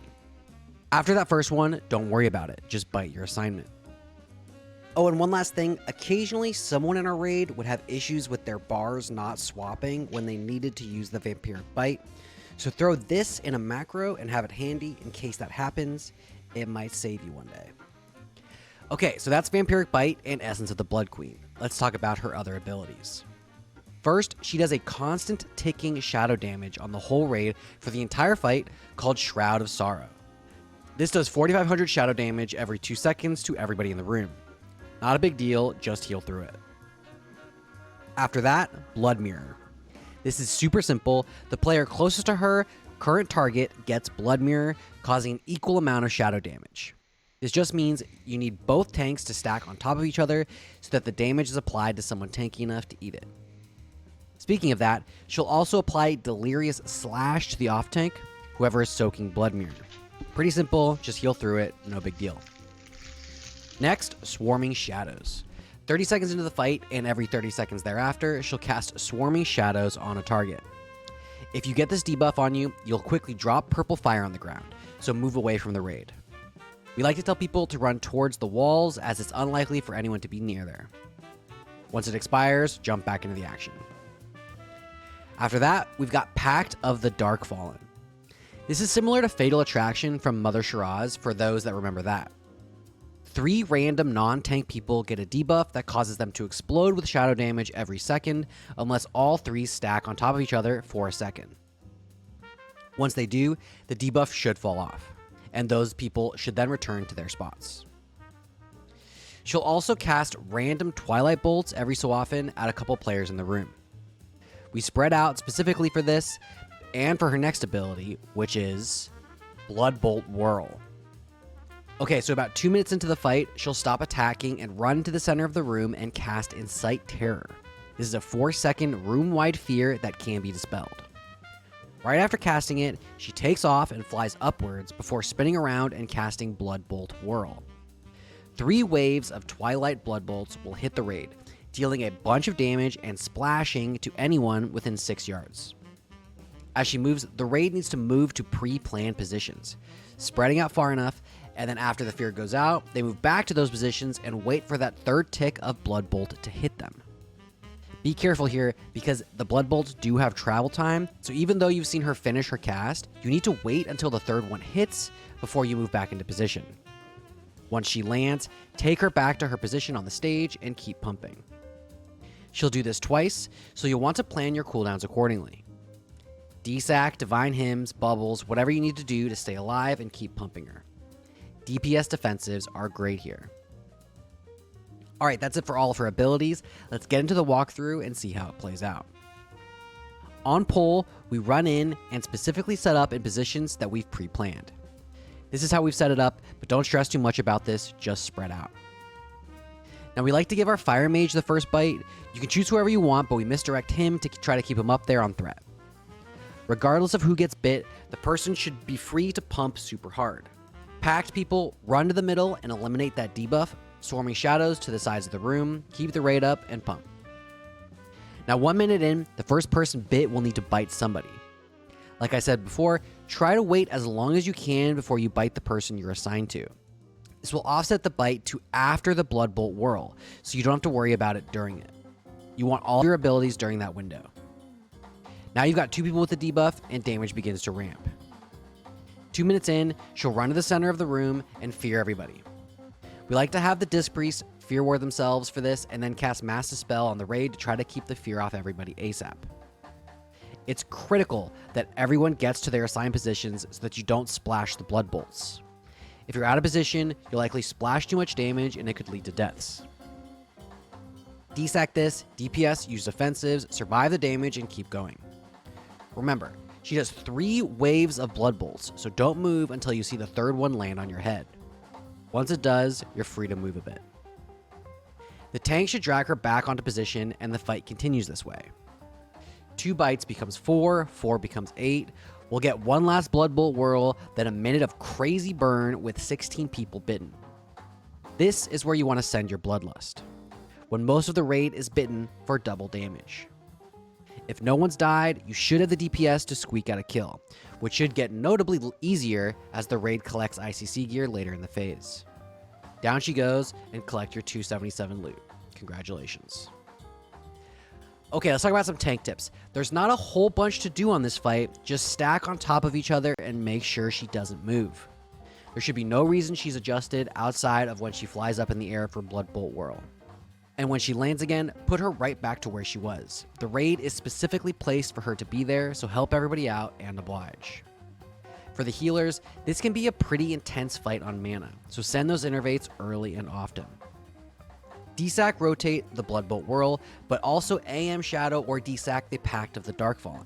It can do a lot of damage to the raid, and having some cooldowns to help mitigate it will keep everybody healthy. And Paladins, you can bubble the Blood Bolt whirl to help some of the healing. There's not really a place to use it otherwise, so you might as well. And for the DPS, please, for the love of God, don't grief each other with things like Righteous Fury or D-Stance to get that first bite. Yep, spotted him. Hey, shitbag Masoka, turn off your fucking Righteous Fury, douchebag.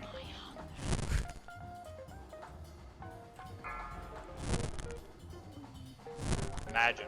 You're so fucking cool. Sign my titties. Will you sign my titties? Do what you've been assigned to. Be a team player and pass that vampiric bite to the person you're supposed to. Watch that Foji Week Aura and follow it. Also, like I said earlier, defensives during the air phase will help your healers out. Save AMS, IBF, Barkskin, whatever, for it to give them some reprieve. It can be a lot of damage. Okay, well that's it for Blood Queen Lanethel. This is the easiest of the final wing bosses, so definitely give her a try early on. She's worth spending the time on. If you enjoyed this guide, consider throwing me a like and subscribe. It helps me immensely, and I super appreciate it. There's an assignment sheet and a loot prio guide coming really soon, but if you're looking to get early access, check out mine or Pummel's Patreon. It's all up there for easy viewing. And thanks to everyone who supported me on there. Guys, it means a lot. Thank you, thank you, thank you. Alright, that's it for me. See you all in the next one.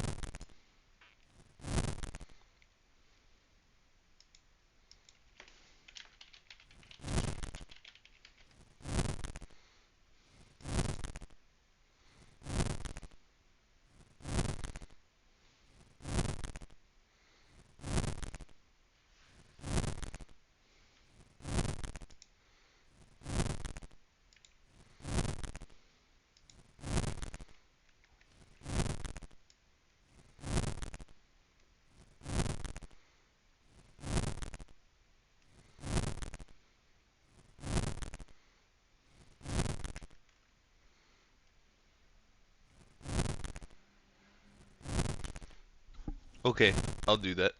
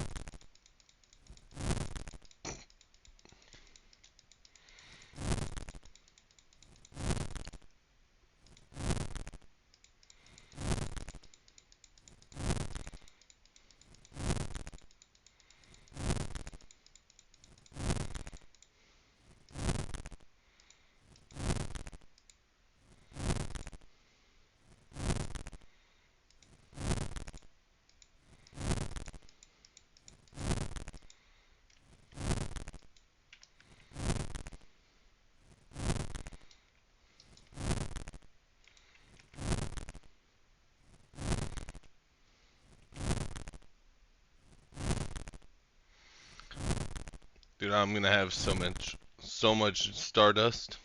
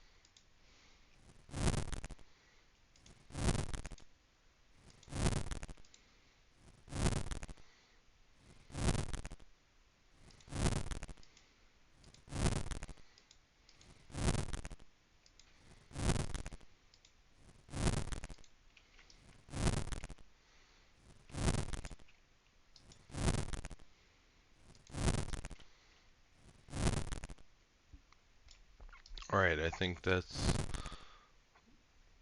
Okay, this stuff's all gonna expire soon.